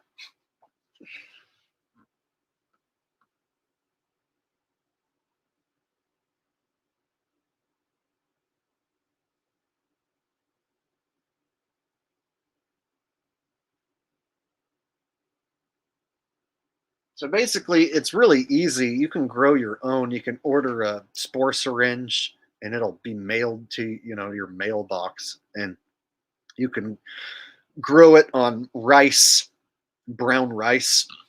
So if you grow your own mushrooms on brown rice, for instance, like like what you're getting, where it came from, and so it's actually a neat little experiment when you grow your own because you get to see the whole process, and then once you've done it, then it makes you smarter because then like how a fungi works and how you can fruit the fungi and then collect the spores and start the process over whenever you want. So it's actually a really cool experiment and fun to do.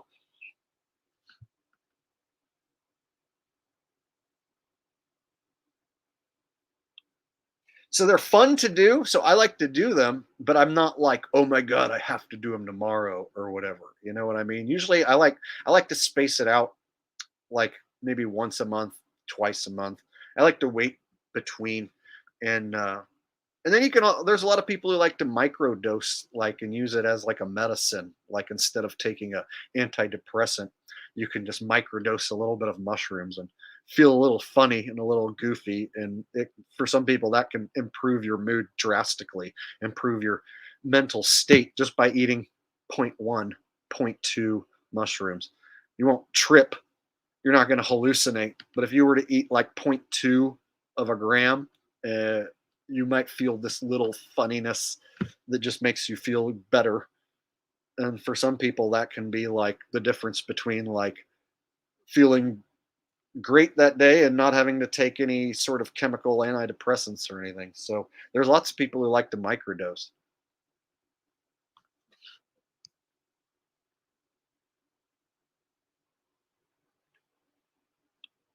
I have cubes because they're easiest. The cubensis are just super easy to grow. They aren't as powerful as the cyans, so I know that those ones are more potent, and those ones will cause you to like hallucinate more and trip out more. And so if you're going for a super hardcore trip, those are more powerful than the cubes. But cubes are very easy and safe and reliable to grow, and so yeah, I've always got a bunch of cubes.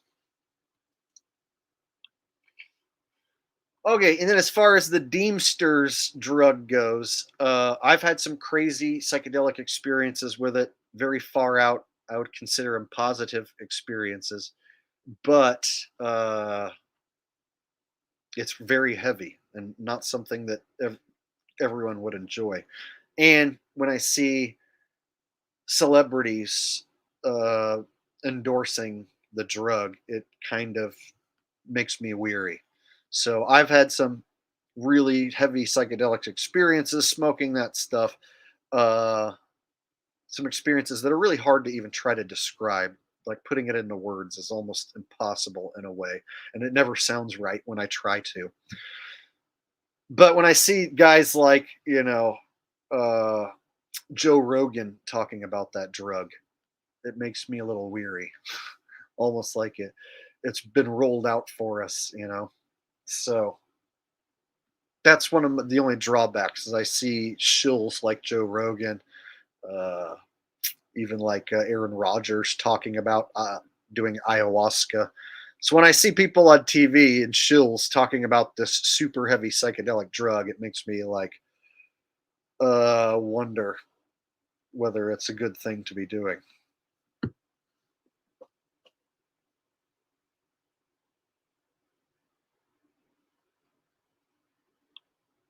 Yeah, I didn't come across any entities. It was always me.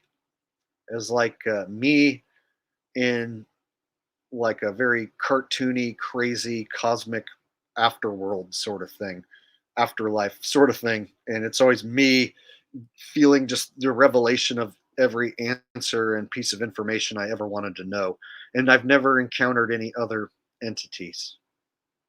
Now, one time I took a hit and then I closed my eyes because I was told if you close your eyes, then you have an entirely different trip.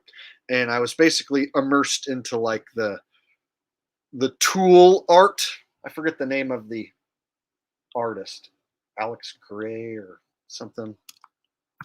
Look it up right now. Alex Gray, that was it. Yeah. So one time I closed my eyes and I was pretty much within seconds shot into this realm. And it was after I took a hit of the Deemster's drug, of course. Just one hit, and I was basically going down like a hallway that kind of almost looked like this with the faces and the heads. So this is like a real place. And this guy came up with this artwork because of psychedelic trips and stuff. So this is an actual thing that you can see and experience when you close your eyes on that drug. And when it happened, it was so when it happened to me, it was like when I closed my eyes and it was like, boom, okay, I'm there. I'm in that style of artwork. It was almost like I was like, I don't want to be there.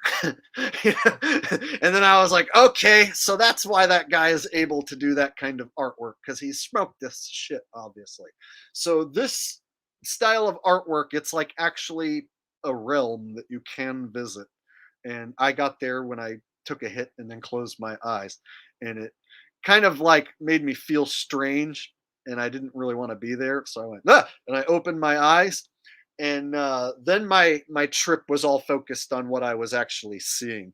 So that was the only time like I tried to hallucinate with my eyes closed on that drug. And it kind of freaked me out a little bit. And so I opened them. And when I opened them, the crazy thing was I was in this park at night in Minnesota. So it was on my van trip. A subscriber of mine gave me some of this drug, and I decided to take a hit one night at this park in Minnesota before I went to sleep. And he told me that I should try doing it with my eyes closed. And like I said, I lasted like 1 second, 2 seconds, and I was in this world like what we're looking at here on screen. And I went, and I opened my eyes. And for like a split second, everything I was looking at was back to normal. I was just at the park for like a fraction of a second. But then it was like, oh yeah, you're still high on this drug. So nope. Jing! And like everything in the park turned into like machinery. So I was looking at this like tree in front of me, and it was like wheels and cogs. So it was like a tree, but the leaves and branches were like fucking wheels and cogs turning and shit. And I was like, oh yes, trees are machines. Oh, of course, yes.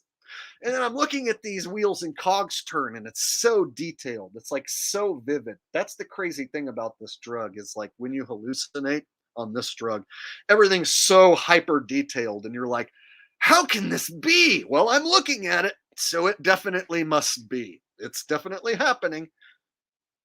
Yep, still there. Holy shit. So if you've taken acid or mushrooms, your hallucinations are going to be different than taking a hit of DMT. If you take a hit of DMT, it will make you hallucinate so unbelievably hard that you can forget that you took the drug because you will be immersed in a whole entire new world and nothing you're looking at is the same.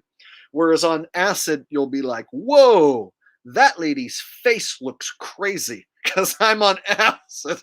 The walls look like they're kind of melting. Like the walls will look like they maybe are like kind of melting. That's a regular hallucination. But you'll know it's because you're on mushrooms or acid that that's happening.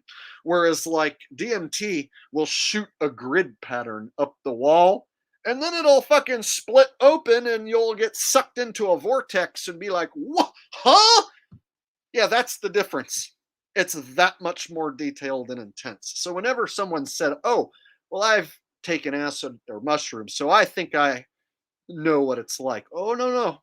DMT is a whole different ride, and it's 10 minutes, and then it's over. And then you're like, what? What the hell happened? Whereas acid is like you take one hit of acid, that's 12 hours, but it's not as intense as the 10 minutes of DMT. So, those of you who've fried your lid on acid, but you've never smoked DMT, yeah, DMT will take you to another world.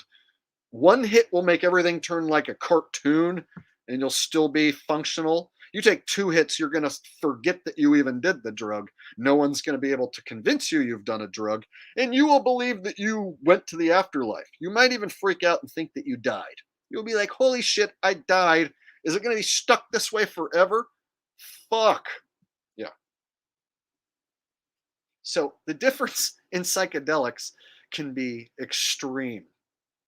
A 10-minute ride to another galaxy or a 12-hour ride thinking, everyone you see, like you can like read their thoughts and they can read yours. That's the difference. When you're on acid, you go around flipping out knowing you're on acid. You'll run into somebody who's not on acid. You'll be like, they know. I think they know that I'm on acid. Whoa. Is that guy on acid too? Is that how he knows that I'm on? Yeah, whole different experience.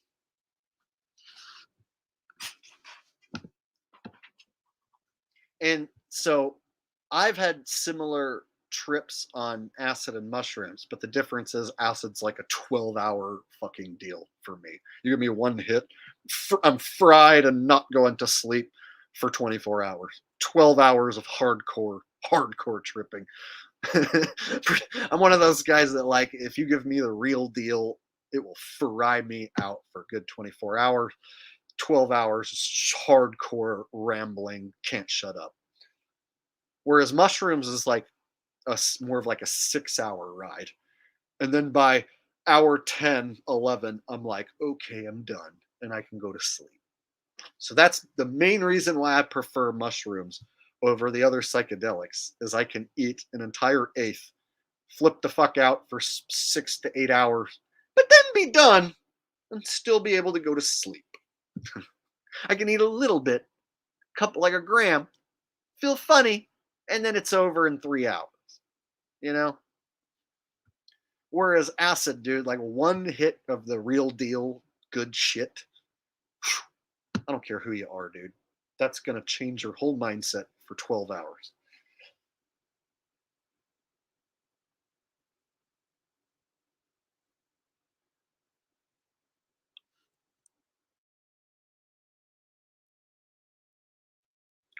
No, Andy, you won't be.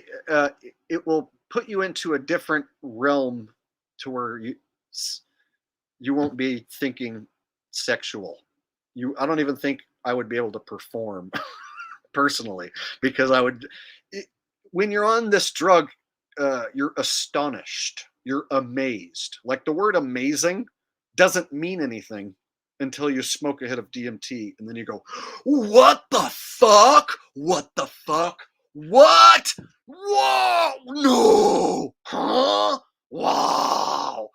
Ah! What the fuck? Yeah, that's being amazed. So I know what it's like to be amazed, and astonished because I've smoked that shit. So anytime anyone else who hasn't smoked that shit says, "Oh, it's amazing," it's like, you don't even know what the word amazing means until a grid pattern shoots up the walls and splits open the wall. Then you go shooting through it into another vortex. That's when you get to go, "What? This is amazing." So no, it's not horny like acid. And I don't really get so horny on acid personally. That's just me. In fact, it makes me way all up in my head psychological, which is the opposite for me.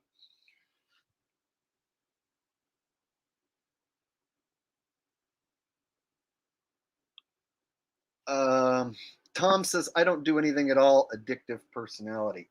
Yeah, I've been trying to like stop doing stuff like drinking alcohol. And so when I eat mushrooms, then a lot of times I'll end up smoking a bunch of bowls and drinking alcohol. And then by the end of the night, I have a headache and don't feel so good. And it always comes back to the alcohol. And so like I'm not a hardcore alcoholic, but I've always had a problem with like wanting to just drink some beers. And so I'll be able to stop for days, a week, but then I'll always end up buying a couple tall cans. And then the cycle begins. So I'm trying to like make myself finally give it up. And since I'm not a hardcore alcoholic and it doesn't like ruin my life, it's so easy to just be like, well, I just feel like drinking a tall can. And then boom, I'm right back into it again. So it's like I know it's like basically it's poison. The government's got their finger in all the alcoholic beverages. It's just like piss water and it's all poison, but still for whatever reason, it's hard for me to completely give it up.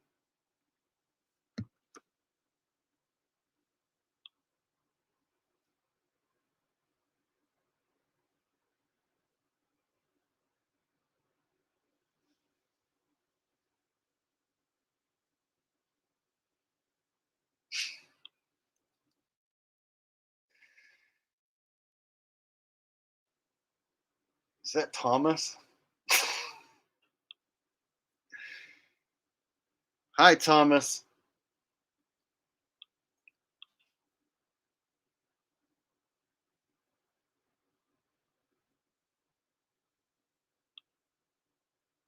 Tom says, I smoke tobacco and can't stop. I was really lucky.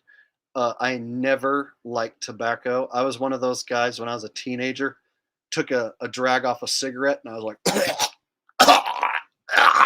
that's disgusting. And people were like, yeah, but when you keep doing it, you get used to it. And I'm like, I'm not going to keep doing that. That's fucking terrible.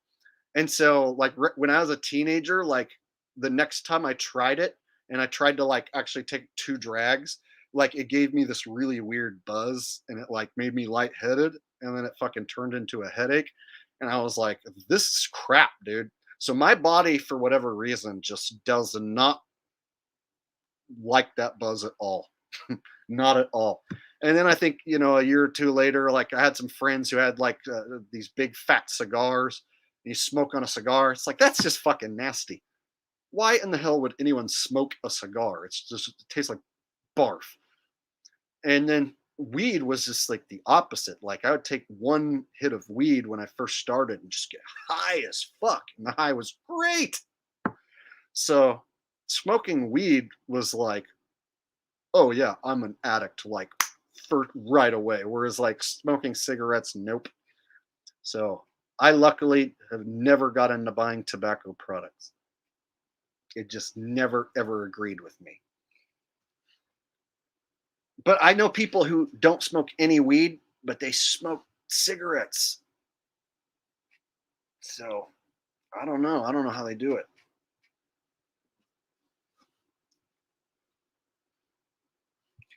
Miguel says, watching the scripted picks and plays of the week turned me on. Jay Herbo needs a Super Bowl ring on his broken finger, bolted up. I doubt that Herbert's going to win a Super Bowl. I feel like he's going to go down like Phillip Rivers. He'll have some good seasons, but I just don't see the Bolts winning a championship.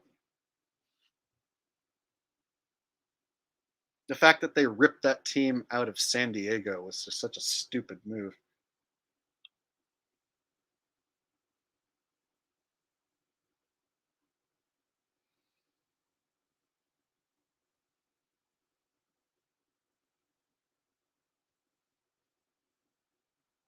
Interesting. I wasn't expecting you to stop by, Thomas, and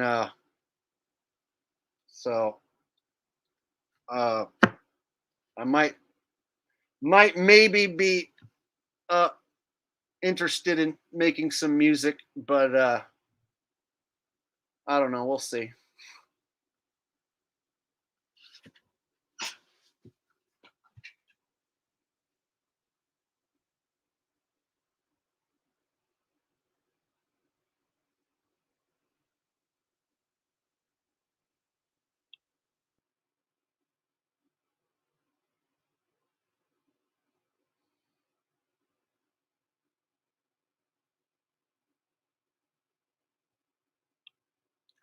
Babster Loafman says, "Are you shrooming right now?" No, I'm like basically sober right now.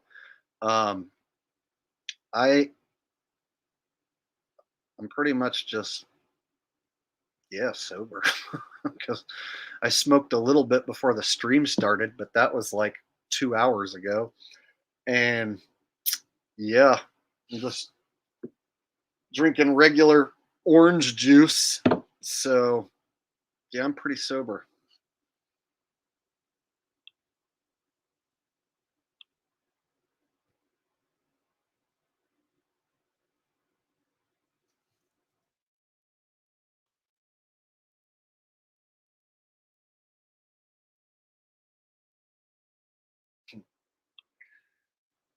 Andy says, "Don't do it, Jake." Rose says, "Beware."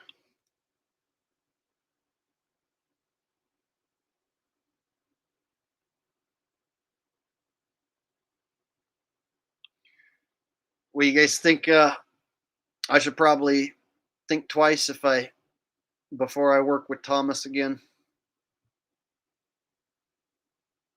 Yeah, we would have to have a talk before I would be willing to just be friends with him automatically.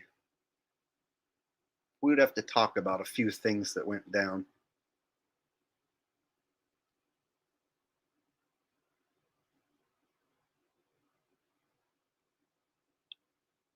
Yes, with pulp. I like the pulp. I like the pulp floating around, and then when you take a drink, there's like some left over in your mouth, and then you chew on a little bit of it. I like it.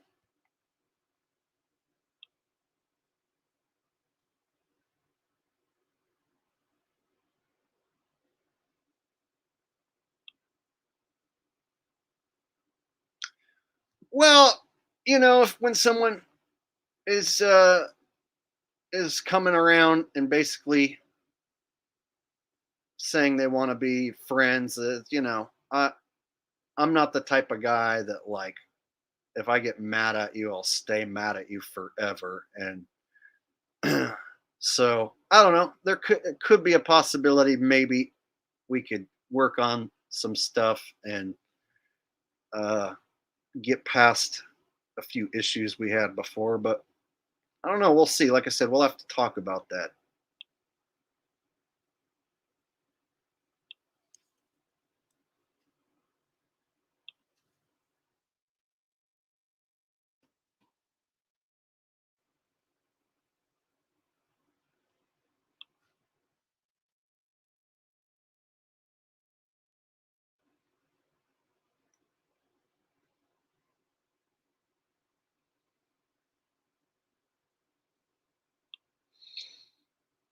Yeah, I don't do a Patreon.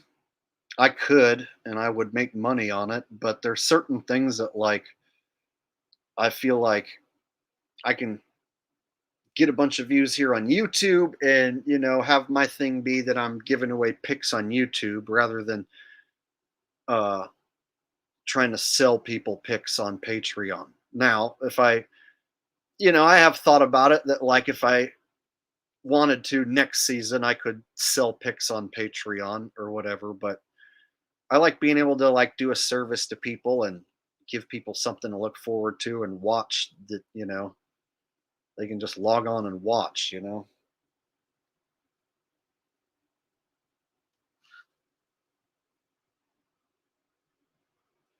So I've considered it, but yeah, there are a lot of people who do that, and they would just figure that I do that too. But no, I don't. I don't even. At one point, I had a Patreon, and only like a few people signed up, and I didn't really post anything on there, and so I never really did anything with it.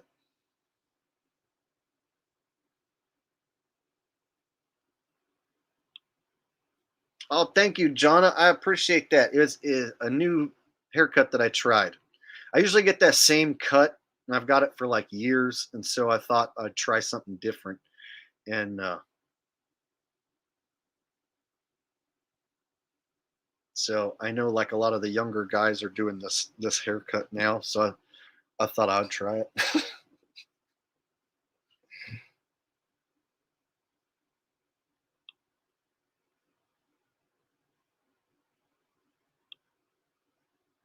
Yeah, Jaren's a piece of shit actor, shill, controlled opposition, and I pretty much exposed the shit out of him.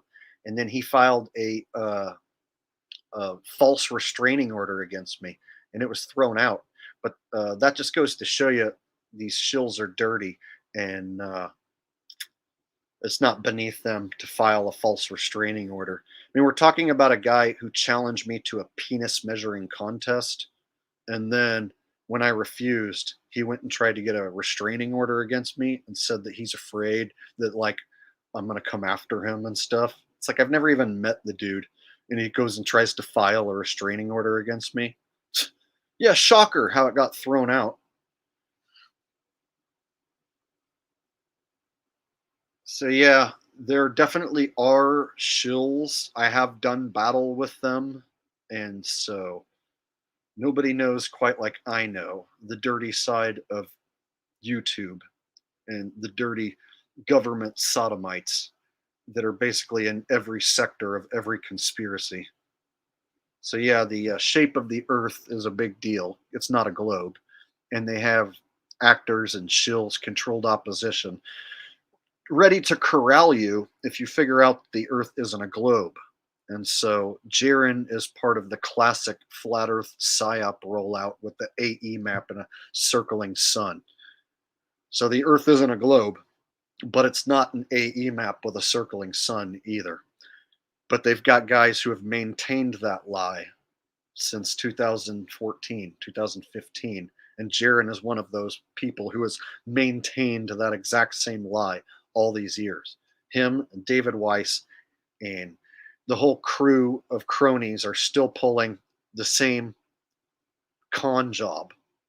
The last Flat Earth meetup or convention was in Las Vegas in a Masonic lodge, and you got the organizers throwing up Masonic hand signs like it's a big joke.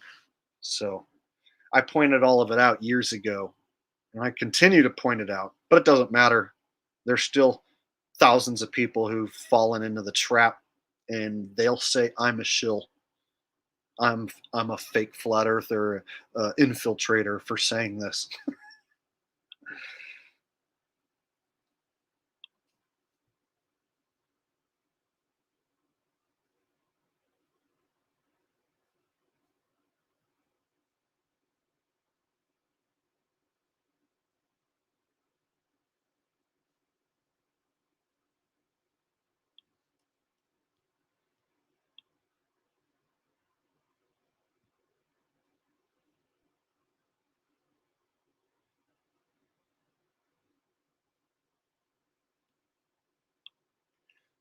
Um, my diet's not great, but it's not like terrible either. So I drink a lot of raw milk, and there's not many people who drink raw milk, but I do. I drink a lot of it, and I cook eggs in most mornings. So almost for breakfast, I usually have eggs, and I'll either make myself like homemade hash browns. Like I'll take a red potato and run it through a cheese grater and make my own hash browns, and then I put fried eggs on top of it, bust the egg yolks open all over it. So I'll usually eat something like that for breakfast. And I like bacon too. So typical breakfast stuff. Um, but then like for dinner and stuff, I kind of mix it up. Sometimes I'll do like a steak. I'll barbecue my own steak. Sometimes I'll like get like a roast and throw it in the crock pot and then do like roast and potatoes. Sometimes I'll just do something easy like ground beef and rice and just do like a ground beef rice deal. So it just all depends. And then sometimes when I'm lazy, I'll order fast food and pizza like anyone else. Or I like to go to the taco. Well, it's not a taco truck, but there's like a place that does these like a family that does burritos and tacos nearby. They're like a mom and pop vendor. So I like Mexican food, and it's not the most healthy, but it's also like not the worst. So my diet's not great, but it's also not terrible.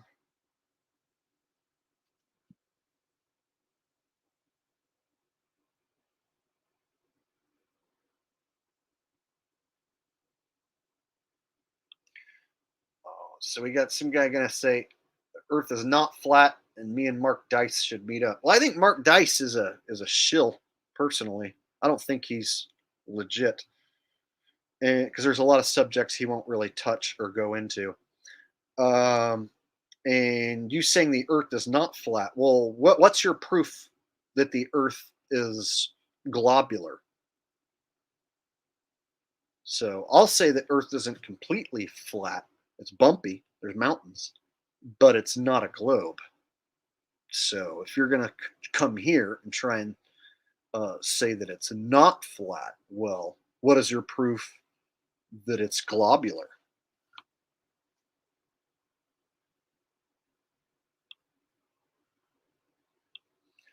Yeah, I've did the raw meat thing and then it got boring. So raw steak, it's like it just doesn't have the same pizzazz and flavor as a barbecued steak. I like rare steak, but like when I season up my steak with salt and pepper and a little bit of like garlic powder, Montreal steak seasoning, and then I throw it on that grill and I get a little bit of that char on both sides, then it's so much better. Like just eating it raw, it's not bad, but it gets boring. So over the years, I got bored with just eating a hunk of raw meat, and then I end up just wanting to cook it and season it.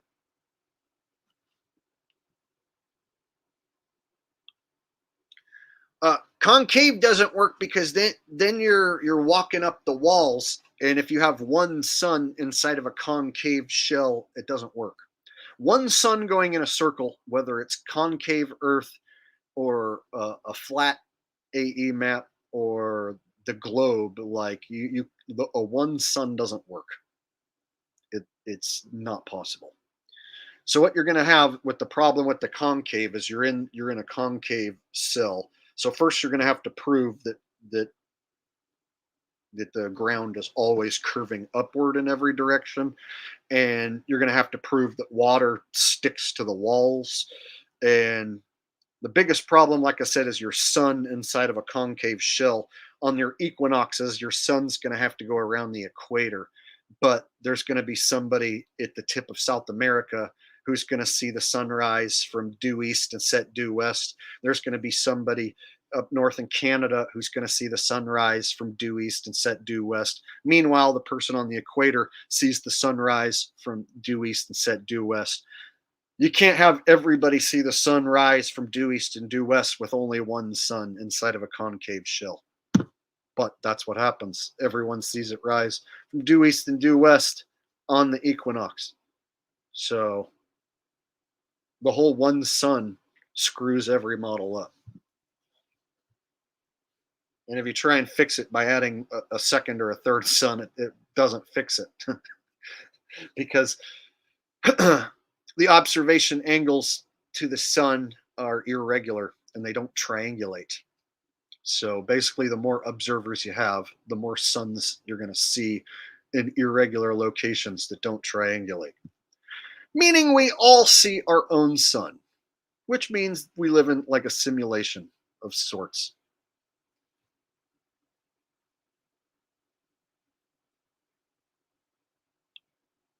Round like what? Like this right here? This is round, see? So is Earth round like a cup? It's round, see? A circle, round. So this is like the shape of Earth right here. Round. That's what they teach you in kindergarten. Earth is wound. It's wound. They don't say Earth is a spinning pear-shaped globuloid, right? No, I say it's round.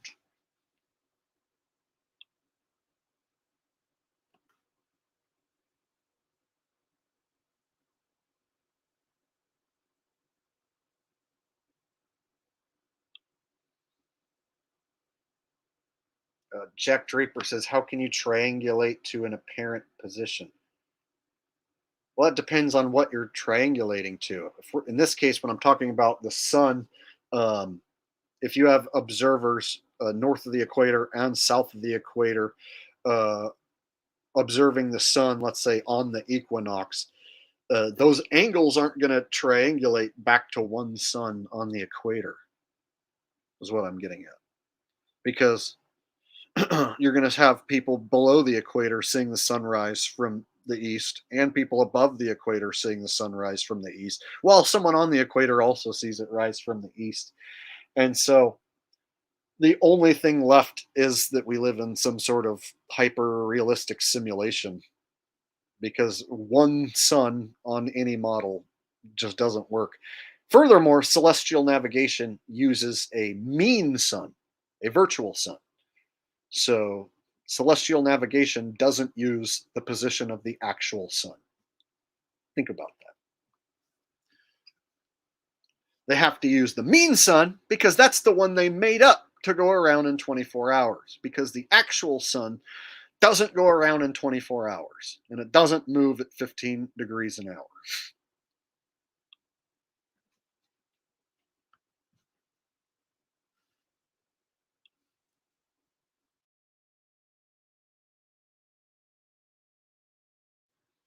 We got a guy here who is a shill who protects this notion. So this guy right here, him and his buddy, have made up stories about me and lies about me. And whenever I start talking about the shape of the earth in this realm, these guys will show up out of nowhere. So it's their job to keep an eye on me or anyone who talks about the shape of the earth. And they want to act like they're the ones who are going to tell you what the shape is and what the map looks like. And they have this ridiculous map that's been debunked and taken apart by Q and Fee over and over again. Yet they deny it each time. And then they've made up stories about me. Meanwhile, they go on and hang out on Jaronism's show, hang out with him and David Weiss and Alex Stein after saying that I was part of that team. What are you doing here, shill? Get lost.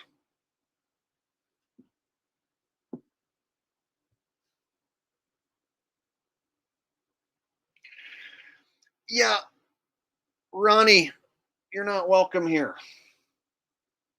You guys made up lies about me. Did you forget when you said that I knew Kelsey Kerwin and that me and her were friends? You made up a bunch of lies.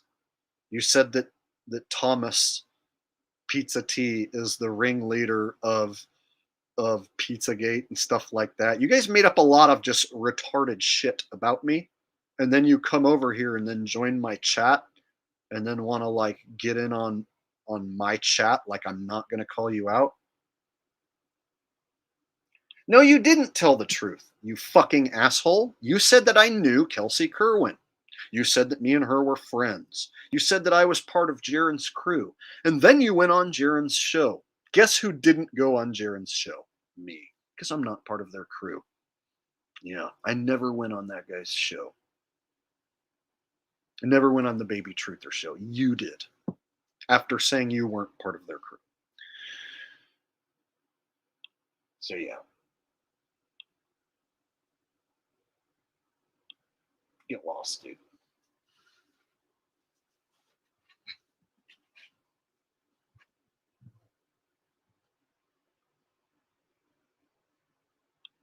Good night, Andy. Thanks for watching.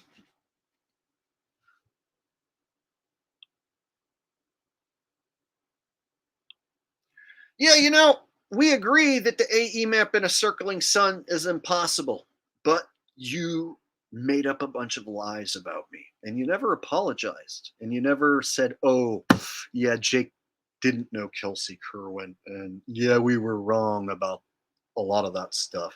And furthermore, I think you guys made fake Craigslist ads because there were people asking about my BMW for sale right at the exact same time I was having a feud with you. And then when I called you out for it and said I was going to get the police involved, suddenly it stopped. So you guys are pieces of shit who made fake Craigslist ads, and you lied about me, and you made up a bunch of stories.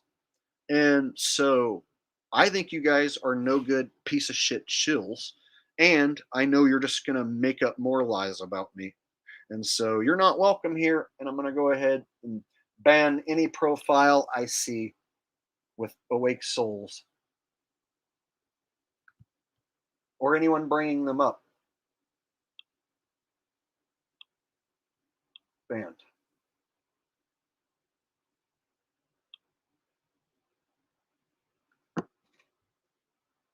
Yeah, these two dudes have their own map that has been debunked and demolished by Q and Fee and myself. And they show up whenever I start talking about the shape of the earth.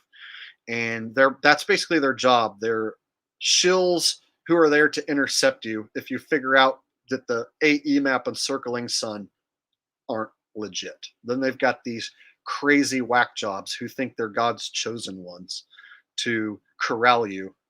And they basically will want you to go along with everything that they say. And if you call them out on any of their shit or misinformation, then they'll ban you from their channel and say that you're a shill. Meanwhile, they can't get anyone to watch them. I get hundreds more people watching live and thousands more watch me. Way more people watch my channel than their channel. In fact, they have to pay for views and pay for subs.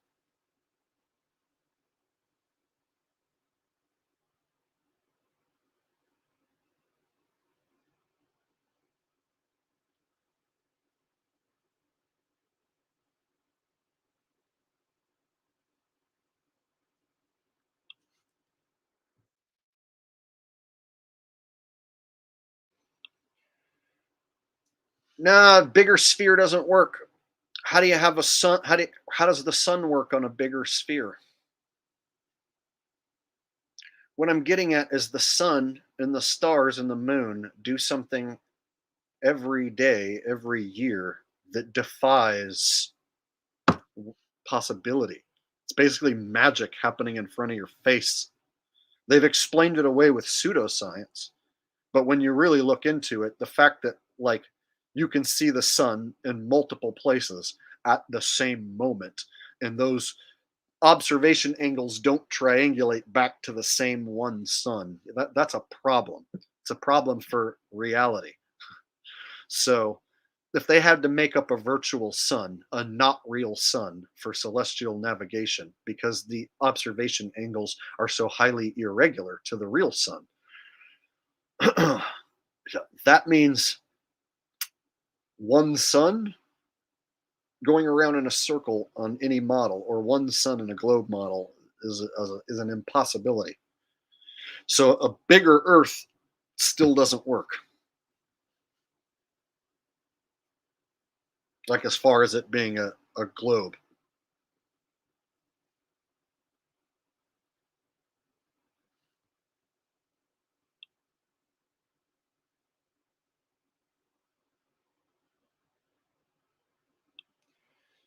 Yeah, it goes as far as us. We all would have to have our own sun, basically. So you can't just add a second or a third sun and fix it. If you have 1,000 observers, you're going to get 1,000 different observation angles, and they aren't going to triangulate back perfectly to 2 suns or 3. You're going to need 1,000 suns. You got 1,000,000 observation angles. Now you need 1,000,000 suns. So when you see that strip of light when you're at the ocean or a lake or a river, and you see that strip of light, you see the sun, and then you see the strip of light bouncing off the water, and it's lined up with you perfectly. So the guy next to you, 100 yards away, 5 miles down the way, he sees that same strip of light lined up with him. So everybody who sees the sun over water sees that strip of light lined up perfectly with them. And so I think that's like a proof that we all see our own sun. You can't see that strip of light lined up to someone else, down down the river, now down the way, down the beach.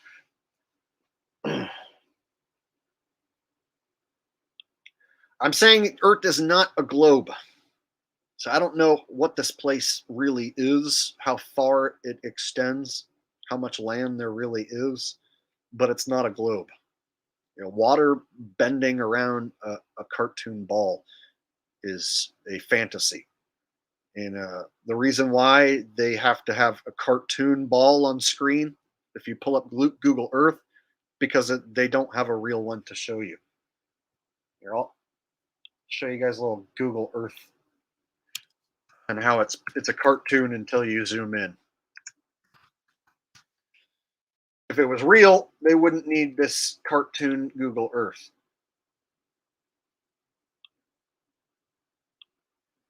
When you zoom in, they slip you the aerial photography. If it was real, we should have a 24-hour camera running. We should be able to watch the Earth spin in real time 24 hours a day.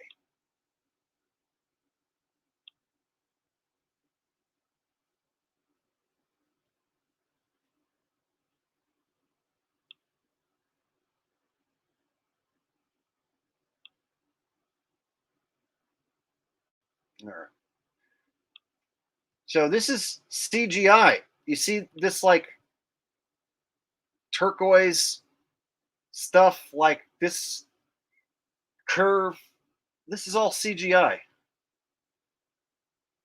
It's clearly CGI, right? You shouldn't have to think twice whether or not this is CGI. This is a CGI ball. And then when you zoom in on one of these places, that's when they slip you the aerial photography. So here, I'll start zooming in. So it's a cartoon,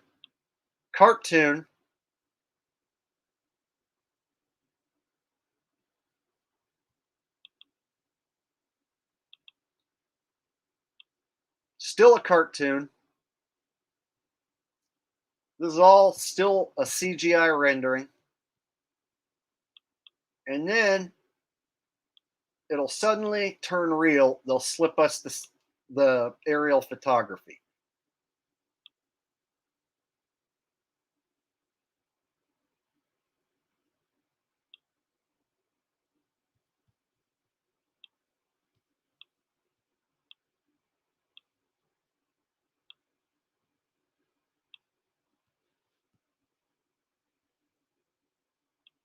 See, you see all the squares, all this glitchiness. If it's real, it shouldn't have all that. Eventually, you get close enough is when they slip you the aerial photography.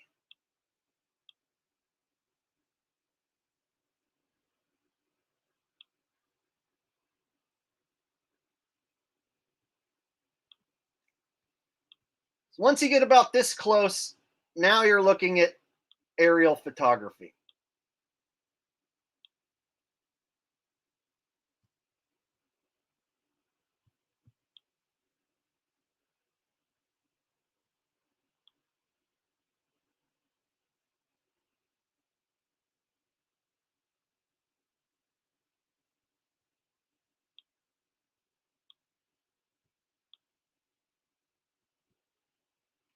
But when you back out, it turns back into a cartoon again.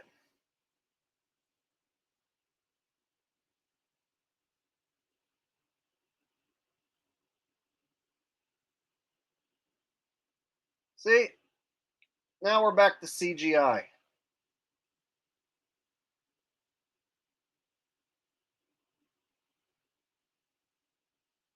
So if there were satellites out there, you know, you should be able to focus in on this stuff and have it all look real.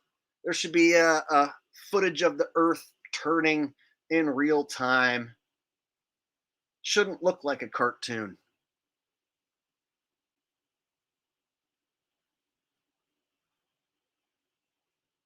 All right.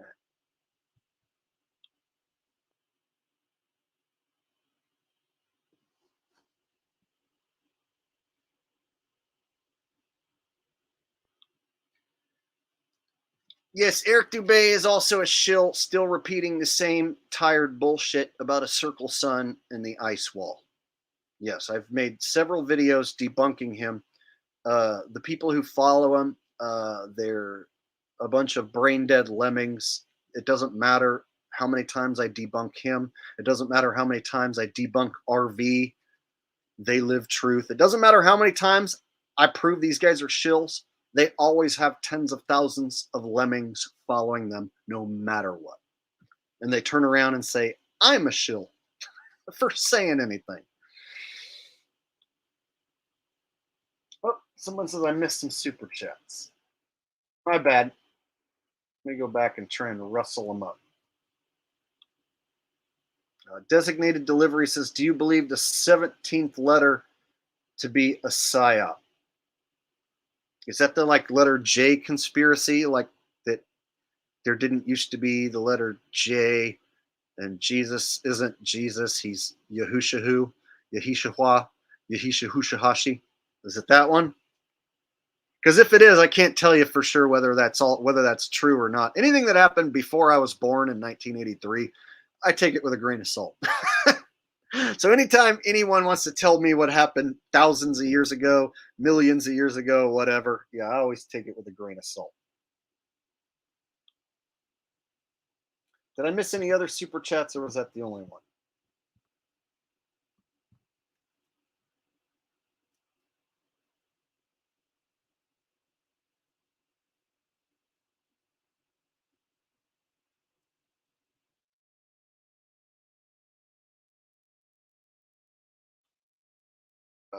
Banta ATV Repair says, I like the idea of falling off the flat earth. Yeah, but see, that's a psychological mind fuck that like you think has to equate to a flat earth. Like a flat earth would have to have an edge, and then therefore you would fall off of it. Like, well, where's the edge of outer space? Oh, outer space goes on forever? There's people who think outer space goes on forever. Really? So if I assume there's an edge, wouldn't that be stupid? So why assume that there's an edge to the flat earth? What if Earth goes on forever in every direction and they've got you contained to a certain area like a prisoner, like a slave, and there's unlimited gold and unlimited resources and unlimited land and other places to go, but you're stuck barned in like an animal, you know, watching television, thinking that this cartoon ball is the extent of your world. Why would they hide more land and resources from us? There's no reason to lie except, you know, to contain us into a small area and enslave us. Yeah, there's no reason to lie about more land and more resources.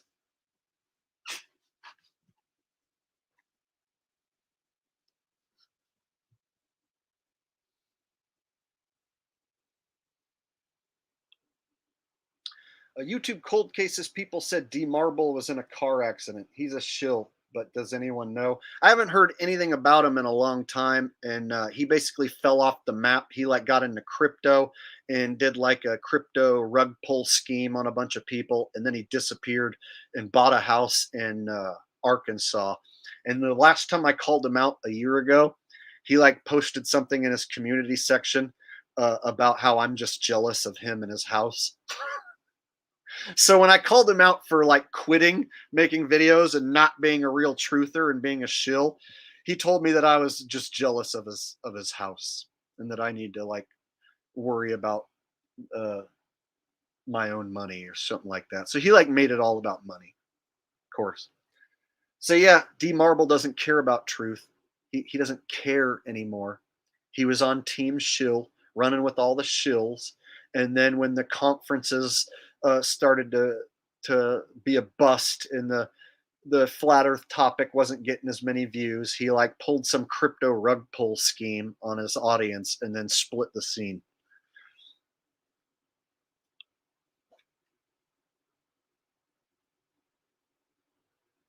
Oh, I missed a super chat from David Yount. My bad. Let me go back. I think I might have missed one from David Yount on the last stream, so that would be really sucky if I missed the second one from David Yount. I think I missed one like weeks ago on a stream. David sent me like a chat that went on by, and then when I watched the replay, I noticed I missed it. So sorry for missing your super chat, David. I'm not trying to, buddy. Sometimes these super chats they shoot on by, and I get to talking, and yeah, it's really easy to miss. Okay, so he says thoughts on the Rock presidential talk on Rogan. Oh, glad you brought that up. So yeah, the Rock running for president is interesting because I think he could get a bunch of support just based on the fact that he's a Hollywood celebrity, and I could see black voters just throwing their vote at him just because he's the Rock, you know?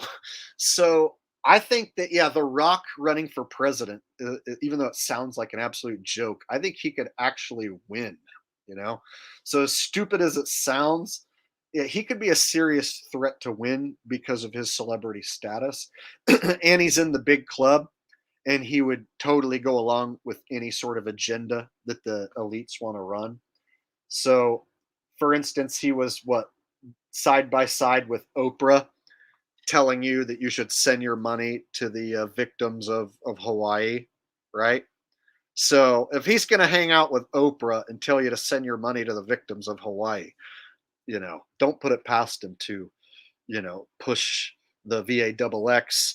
Don't put it past him to push gun control. Don't put it past him to push uh, abortion. Any of those hot topic issues, they could have a guy like The Rock push that lefty agenda, and the lefties would love it. They'd be like, "Ooh, The Rock's on our side now." I could see The Rock running for president and winning. And I think it was in a video game. I think they had a video game where WWE had The Rock as president in a storyline in the video game. So I don't know. Could be a little foreshadowing. Yeah, The Rock is high up the chain and in the club. He became super successful in Hollywood. And when you see him hanging out with like Oprah pushing the narrative about Hawaii wildfires, then you definitely know he's in the evil club pushing some super evil agendas.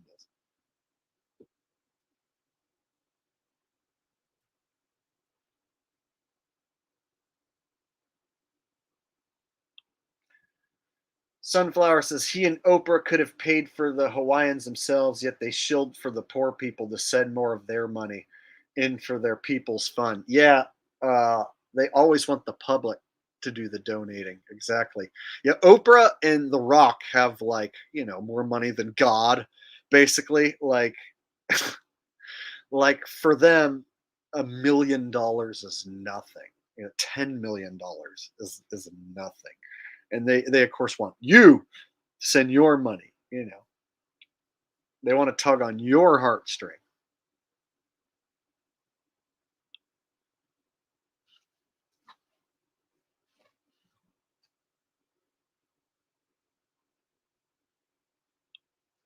I mean, it's play money, it's fake money. They're controlled by the evil elites, And so they don't actually have that money in their bank account. They're puppets who are high up the chain. They get to live in mansions. They get to, fly first class anywhere, private jets and stuff, first class, private jet, shit like that. Yeah, yeah, all that. But I don't think that the money's real. Like, I don't think Oprah actually has that money to do whatever she wants with. She's like a puppet being controlled by the evil elites. So you always got to look at those numbers as just being completely fake, because once you get to be that rich and famous, like, you're part of the evil agenda, and you're doing whatever they tell you to do on a daily basis. They have places for you to be and things for you to say. Yeah, you get to ride on the private jet, you get to have a mansion, but it's not like Oprah can be like, I'm just going to sit back and retire and enjoy being a billionaire. No, they have to continue their evil agenda every day until they're dead.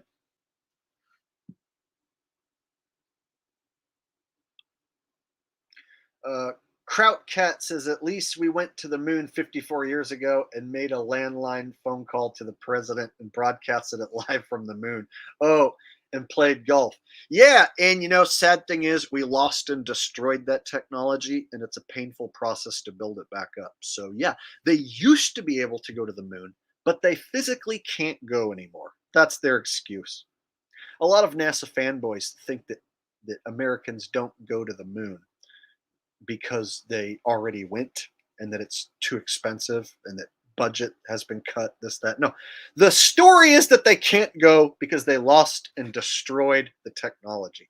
Now, we know the truth is that they never went in the first place, but it's a really funny story that 54 years ago they had technology to walk on the moon, but now just can't quite seem to figure out how to get past that radiation belt. Just not quite sure how to get there with live humans anymore. Riseable Reality says, for the NFL picks, you've helped me recover my terrible gambling luck. Well, I'm glad I could help people make money. And, it's not easy, even with, a slight advantage, knowing the games are scripted. It can still be hard to get the majority of them right every single week. So it's helped me turn my luck around.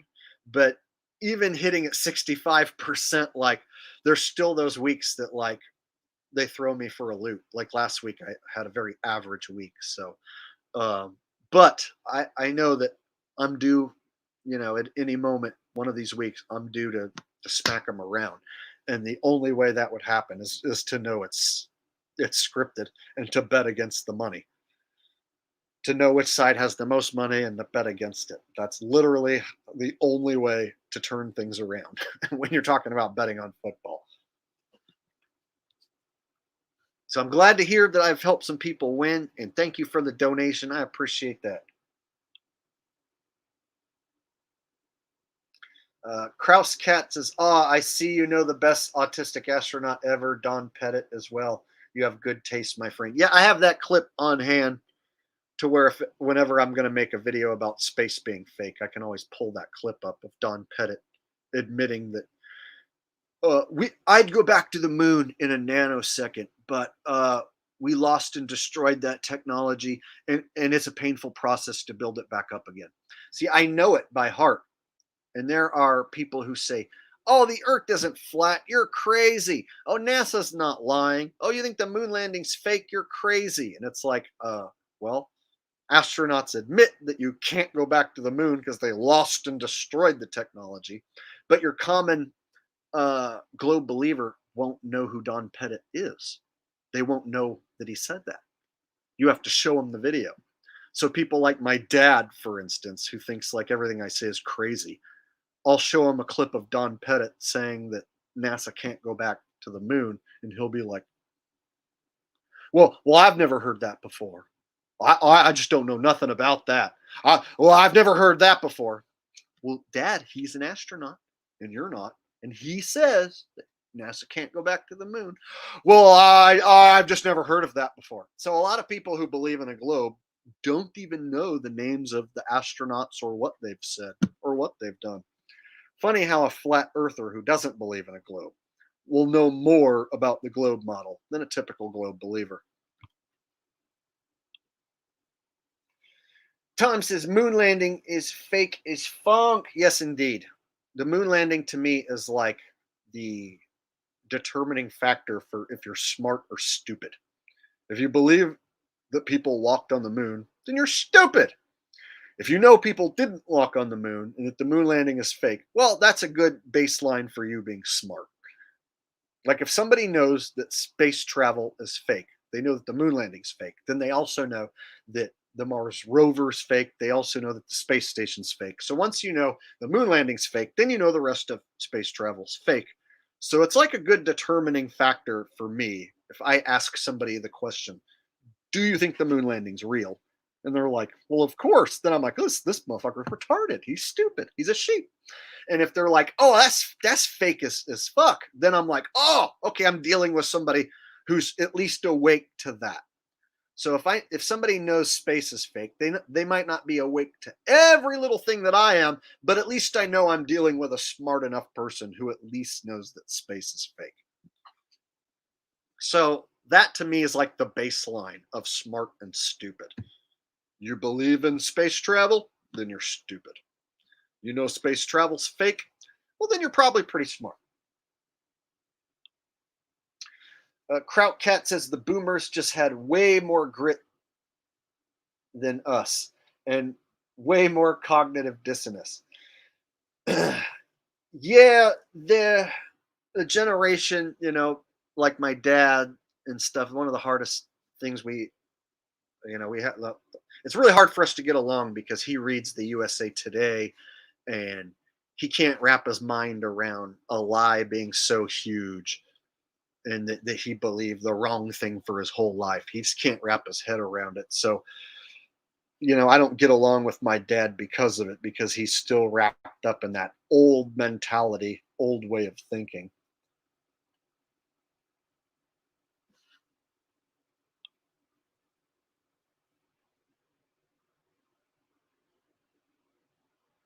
Tom says NASA is one more way to convince us that taxes. Oh, the NASA is meant to convince us that that space is fake. They're there to convince us space is fake while they steal our money, tax us. I get what you're saying.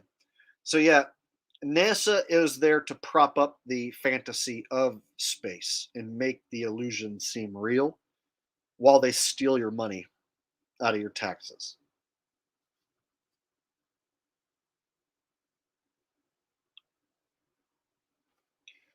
Krautcat says the new argument with my dad is the Israel stuff. You see, I haven't even covered the fake war on my channel because it's fake. So what we're seeing is like movie magic now. They can just run movie war, just fake war on TV, and people think that there's real war. And so you don't even have to like send people to fight and die anymore. It can just literally just be a TV show and people will believe it. And another thing they tug on people's heartstrings is with children. And so I noticed that like they can tug on right wingers' heartstrings and stuff like, oh, the Lahaina children. There's so many dead children. Oh, the children. And they can tug on people's heartstrings and make you think something's real by making you think that there's dead children. And guess what? There doesn't have to be dead children. The news can lie about children. They can just say that a bunch of children died, and it's a lie, and it's perfectly legal. The news is a television program; it's entertainment, and they can say anything they want to drum up ratings. So they can say that a shooting drill was real and claim a bunch of people died, even though no one did.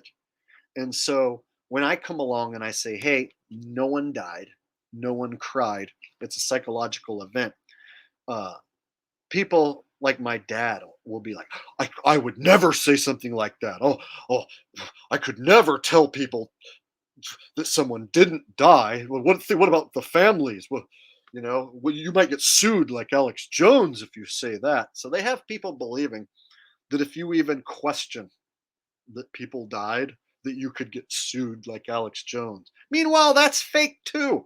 Alex Jones didn't get sued. He doesn't owe $1 billion to those people. That's all fake in a TV show as well. So they have people conditioned into thinking that if you question what's on the news, that you're going to be looked at as crazy. And furthermore, if you question like a shooting, that you could get sued for it. No, you can't. That's all part of the brainwashing to keep you thinking that this illusion is real, and tugging on people's heartstrings with these sad stories of shootings is it's psychological warfare. And they can get you the same way by saying, oh, a bunch of children were slaughtered in Hamas and Palestine and Israel, whatever, whatever place they can just tell you a bunch of children died there. And that right there is enough to get people to throw their money, throw their money at it, and cry and believe whatever. Here's the thing. Fake dead people's lives don't matter. Fake dead children's lives don't matter because they're not real. And so the news likes to talk about a lot of people dying that aren't real, and they have every right to do that. And so trying to get through to somebody that the news is fake and that they lie about people dying, including kids, some people just can't go there, and they won't go there. They will never admit that they've been duped to that level, because that would mean that they live in a very dark and evil place, and that everything that they thought was true is wrong. And most people can't go there. They won't allow themselves to admit that they got duped on any one little thing, because then they have to admit they might have got duped on all these other things. So the biggest reason why me and my old man can't agree on anything is because if he agrees with me on any one little crazy thing I say, oh, well, then he might have to also admit that those other crazy things I say also might be true. And you can't go down that path. So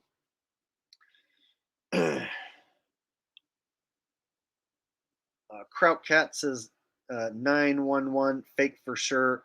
Lucky Larry Silverstein. So when it comes to the buildings going down, the planes on TV are it's CGI. So there's no planes as far as that day is concerned. So I'm a no plane guy.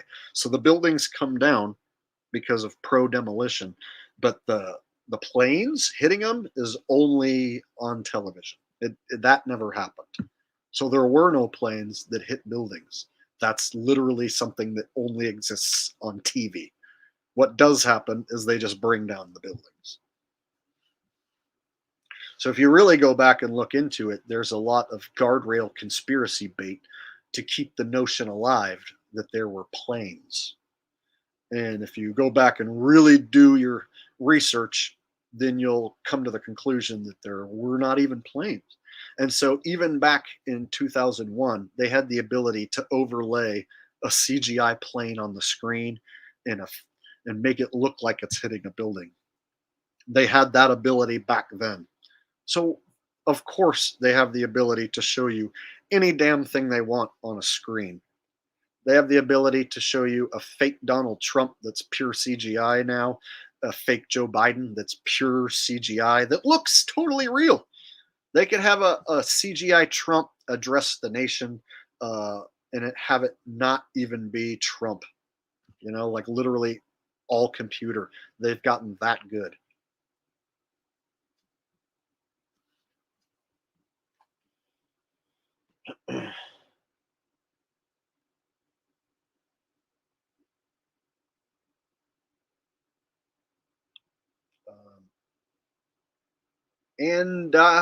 Andaka Vamafaka.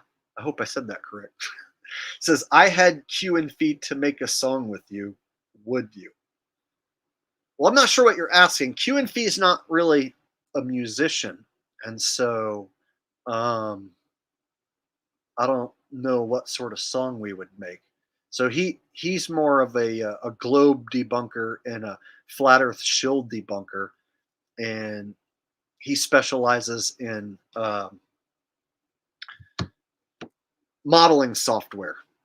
And so he's not really a musician. So I don't know where you're getting the idea that the two of us would make a song together.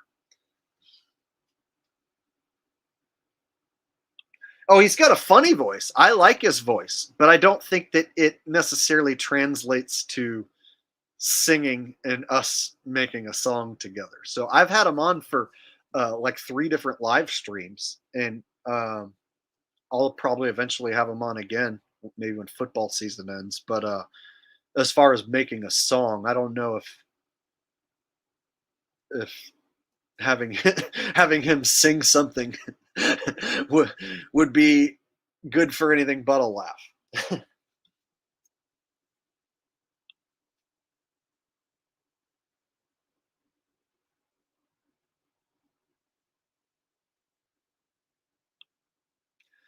The conspiracy music guru guy, he runs with shills, and so he made a video saying David Weiss is a shill and that Russian Vids was right, but Russian Vids is a shill. So you can't make a song praising Russian Vids because that makes you a shill. So conspiracy music guru, he went to the flat earth conferences, and he was basically there to uh, put out music and videos when I was putting out music and videos. I was the flat earth musician guy, and then suddenly he came along, and then he was flat earth musician guy with even better video quality than me. And so I feel like he was almost like inserted into the scene to like get people to stop paying attention to me. Now that might be wrong, but he did run with the shills and go to the conferences. And the last thing I saw him do was say that David Weiss is a shill and that Russian Vids was correct. Meanwhile, Russian Vids is a gigantic shill. So that's what I think about that guy. Oh, yes, the fuck he is. He's a nameless, faceless coward who lies about the sun going in a circle. And he told his audience that I'm an infiltrator and that I'm a shill and that I'm here to make the flat earth look stupid. So me and Q and Fee did a 3-hour stream where we debunked every single lie that RV told, and we literally showed how the sun can't go in a circle over the AE map. It's impossible. And so we smashed him for 3 straight hours, and he never responded to the video. There's a reason why. It's because we absolutely annihilated him. So if you haven't seen it, you should go watch my live stream that I did with Q and Feet, where we went over his lies about the sun going in a circle, and we showed 4 or 5 different debunks. So yes, Russian Vids is 100% a shill. If I post a picture of him here, he'll complain to YouTube and the whole stream will come down. If I post a picture of that man's face right here, he's somehow connected to YouTube, he'll have it come down by tomorrow. That's a fucking shill. I can't do that. Somebody posts my picture, I can't get their whole stream taken down. But if I post a picture of Ben right here, right now, by tomorrow, the stream will be down. So yeah, a guy you don't think is a shill has connections to YouTube and can get anyone's video removed, who says his name and shows his face.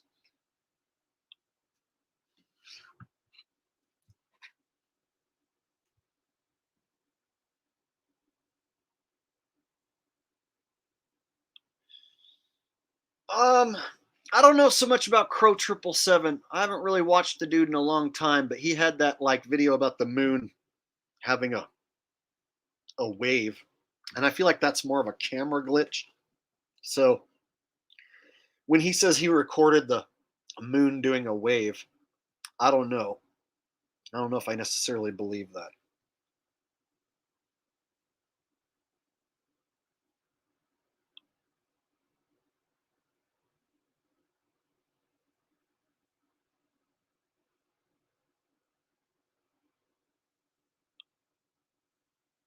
Alan Fake says, what about flat out truth? I don't know if I know who that is. What's the name of the person? Do they have a actual? Is it a guy who has a name and a face? If it's a person with a name and a face, then maybe I'll recognize them. But flat out truth, off the top of my head, I'm not getting a face. I can't quite ring a bell.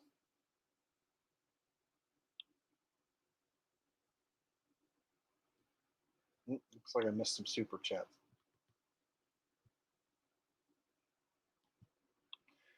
Tom says every single movement in the world is all in the name of population control and divide. No more, no less. We are all slaves to a piece of paper. Yeah, they'll say that the population's, growing out of control, but my thing is like, how do you even know what the population number is? Can you trust the same government that tells you that we're overpopulated? So when they tell you that the population's growing, how do you know that the population's not shrinking, right? So it looks to me like they got us crowded into cities, and then when you get outside of the cities, there's a ton of land. So they have people convinced that the population's over, is too much, and it's the world's overcrowded. But they got people in these cities living on top of each other. Meanwhile, like here in California, where I live, the most populated state, if you get out of the big cities, there's tons of unused land that's beautiful that no one's using, no one's living on. Like there's beachfront property for hundreds of miles all the way up the northern coast where there's nothing. Nobody lives there. And it's beautiful. So they got people thinking that like, oh, it's so crowded and overpopulated, but you could fit the world's population here in the United States in all the empty areas. There's just thousands of miles just empty, nobody living there.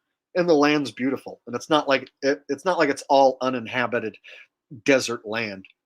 Here in California, there's like mountain land and beachfront property and area in Northern California, just hundreds of square miles that nobody lives. You could fit so many people.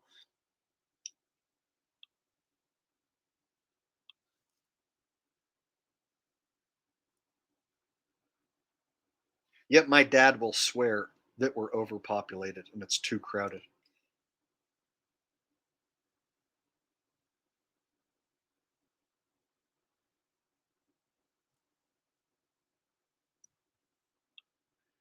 Well, Tom, there's a lot. That event encompassed a lot. So you also have to look at the Patriot Act. So it wasn't just an insurance scam and data. Like that's one part of it. But the Patriot Act, where they can spy on all of the American citizens and treat you as if you're the terrorists because they're the ones that knock down their own buildings. Now they get to spy on you and me and under the guise of us possibly being the bad guys. So what you're bringing up here is just one tiny piece of it, but when you really think of the freedoms that people lost, I mean, if we ever had it to begin with, but they basically openly came out and said, that this Patriot Act means that they can spy on anyone they want at any time because, we got to stop people from possibly doing these terroristic acts. So, of course, we should be able to spy on anyone. And people are like, yeah, that's a good idea. I mean, yeah, anyone might be a terrorist. So, yeah, that's a good idea. You should totally spy on us all.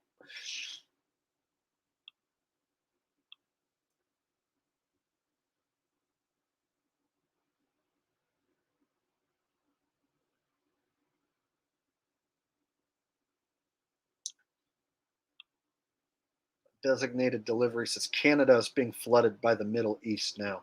Yeah, that's happening in Europe too, from what I've heard. So a lot of European countries are like Middle Eastern looking now, and so that's part of the plan, obviously by design.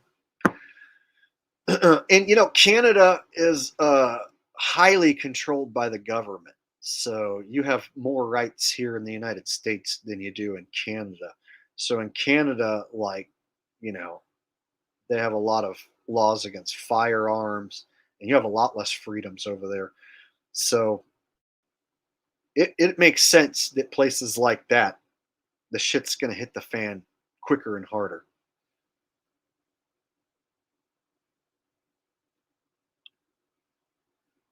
Let me tell you something, people. You need to wake up the fuck up right now. Do you believe this, people? Let me tell you something. The Vern Troyer is not a real man. He's an animatronic robot, people. You really think that that's a real man? Nah, you need to wake the fuck up right now. That's an animatronic robot, the Austin Powers man. You never seen no man like that before? Nah. Yeah, Mag's a shill too. I used to like Mag, but he said too many things that are just not correct and something you shouldn't say if you're a real truther. He told people that they come from this. He showed a picture of like land outside the ice wall, and he said that that's where the Garden of Eden is, and that that's where we come from, and that man isn't originally from this area, and that that's why we have earthquakes and volcanoes here because we're originally not from here. It's like, bro, you can't prove any of that at all. You have zero proof. You're literally just making up assumptions and saying that as if it's true. It's one thing if you say, I think humans could have came from other lands. That's fine if you say, I think possibly, maybe this, possibly that, this could be. But he's like, let me tell you something. This is where man come from. This is where the Garden of Eden is, people. Let me tell you something. I know where the Garden of Eden is. And the man does not come from United States. Man come from over here, over beyond the ice wall. Okay, Mag. And you know that because why? Because you're some fucking Jamaican guy? Okay.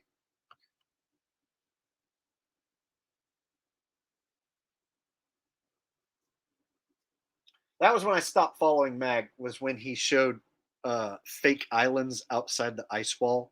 Like, that's what David Weiss does. David Weiss points to made up places outside the ice wall and pretends that those are real places. Oh, look at this.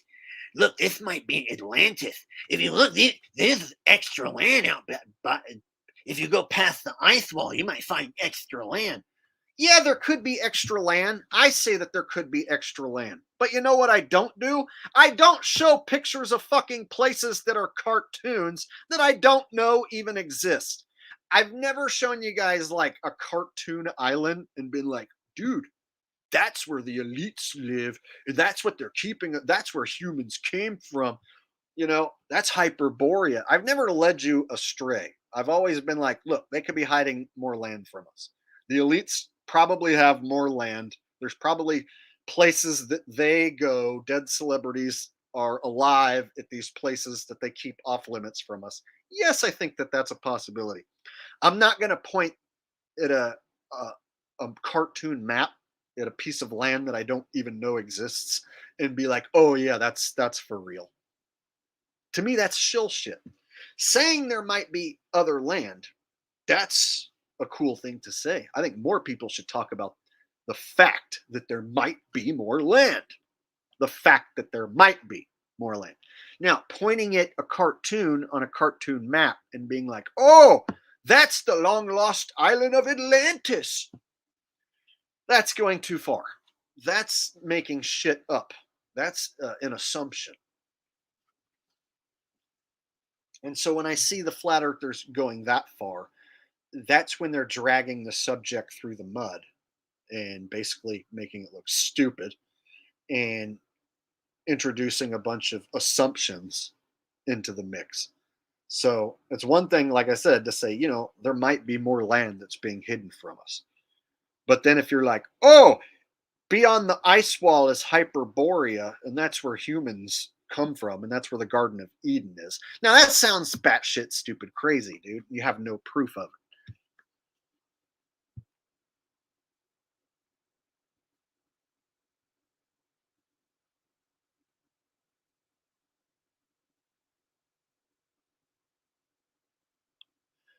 Well, here's the thing. There's that channel Vibe Cosmos that fills in some spots with blue and some spots with green, but he takes liberties. So he he doesn't only fill in all the light spots with the green and all the dark spots with the blue. He takes liberties. And so if you look at the moon, it doesn't really have an exact map. There's some spots that kind of look like the continents, which is strange. There's some spots that do kind of look like the continents, but then there's spots that don't. And then there's extra splotches and pieces of land that look like they would just be right there. Like, how would they hide a gigantic Lemuria or Atlantis from us if it's like so close to the other land masses? So when I see the Vibe of Cosmos map, the moon map, it's got Lemuria and Atlantis and Hyperborea and all these places just sitting right there. And I don't think I can jump on board with gigantic land masses hanging out literally like right next to the ones that have already been discovered. And it seems like he takes liberties. And I've never seen anyone apply a sun to that map. So that moon map, what are you going to do? Put a circling sun around that one? Circling suns don't work. So moon map, you're still going to run into the same problem. Well, how does the moon work on the moon map? Show me what the moon's doing on the moon map. Show me what the sun does on the moon map. If you have a sun going in a circle over a moon map, that's not going to fucking work. For the same reason it doesn't work in a concave model or over the AE map or on a globe, because you're still going to run into the problem with the sun being in irregular places at the same time that don't triangulate back to one sun. So no matter what map you use, you're going to run into issues trying to make it into a model. So I can argue that with the Circle AE map, I could use that to travel from one continent to another. And I could argue that with a Mercator map, a rectangle Mercator map, I could travel from one continent to the other. And with a globe, I could travel from one continent to the other. But they aren't working models. So none of those work as a model. But as a standalone map, you could theoretically travel from one continent to the next using any of the three. So theoretically, you could have a moon map that's close enough that you might theoretically be able to travel across an ocean to another continent. But one thing no one's proven is that any of those extra land masses exist. So here we are. No flat earthers ever went and tried to prove that there's extra land or what's at the North Pole or South Pole. And we've never seen a flat earther get turned around by military, you know?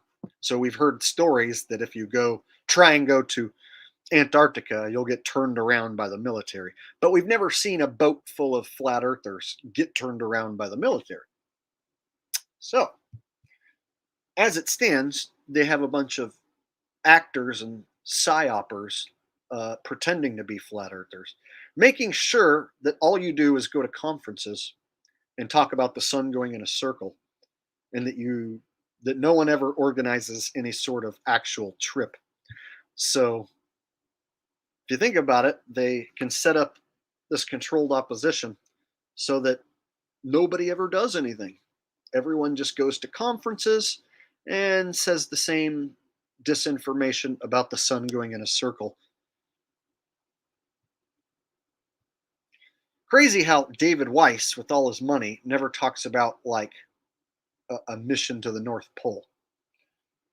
You know, Eric Dubay with his hundreds of thousands of subscribers, he never tried to organize, a trip to the South Pole or North Pole.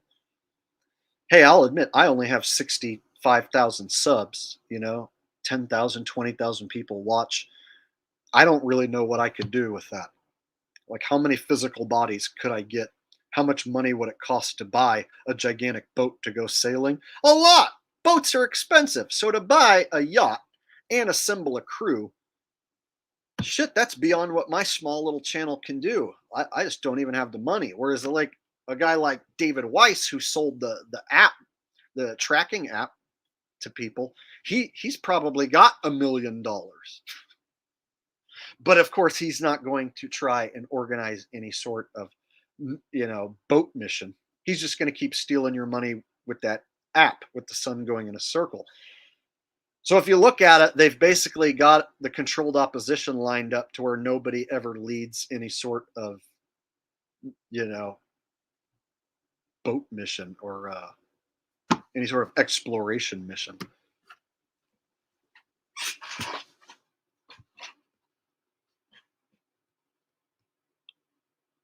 Yeah, I heard that David Weiss was pulling in like 20 G's, 30 G's a month on that app. So you can imagine, like, if just the app is bringing in, 10, 20 G's, 30 G's alone, like, yeah. And I warned people about that app. I was like, okay, first off, it's got a circle sun and a circle moon over the AE map, which is impossible. And then second, you literally in the terms of agreement are agreeing to let that guy know your location. So you're going to let David Weiss see you as a dot on the map. Like, you're basically, when you agree to the terms of service, how do you know you didn't just agree to like him turning on your camera and watching you? YouTube makes you agree to it. If I want to upload something to YouTube, they're like, can we have access to your camera and microphone? So I have to like delete the app on my phone just to get rid of that after every time I fucking upload, because they want, just YouTube even wants my permission to use my app. I mean my microphone and my camera. So anytime you agree to those terms of services, just think about, what you're really agreeing to.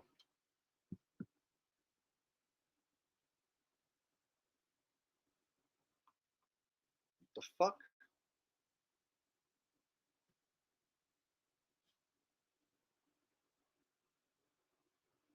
My TV keeps turning on and off. Weird.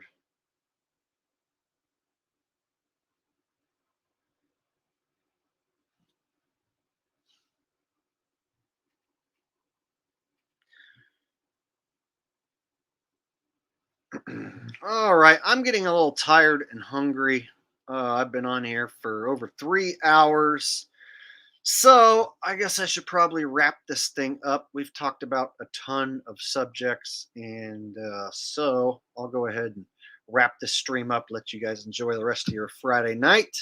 And I will catch you guys later on this weekend when I put out my pick video. And I want to thank everyone for hanging out with me tonight for this open topic chat show. There are so many people commenting and asking questions and stuff that of course, I can't read them all. So I will go back and watch the replay, and I will read every single thing that everyone said. So thank you for all of the super chats, all the donations. I really appreciate that. Thank you for all the comments and interaction tonight. Hope you guys have a lovely evening, and I will catch y'all next time. Peace.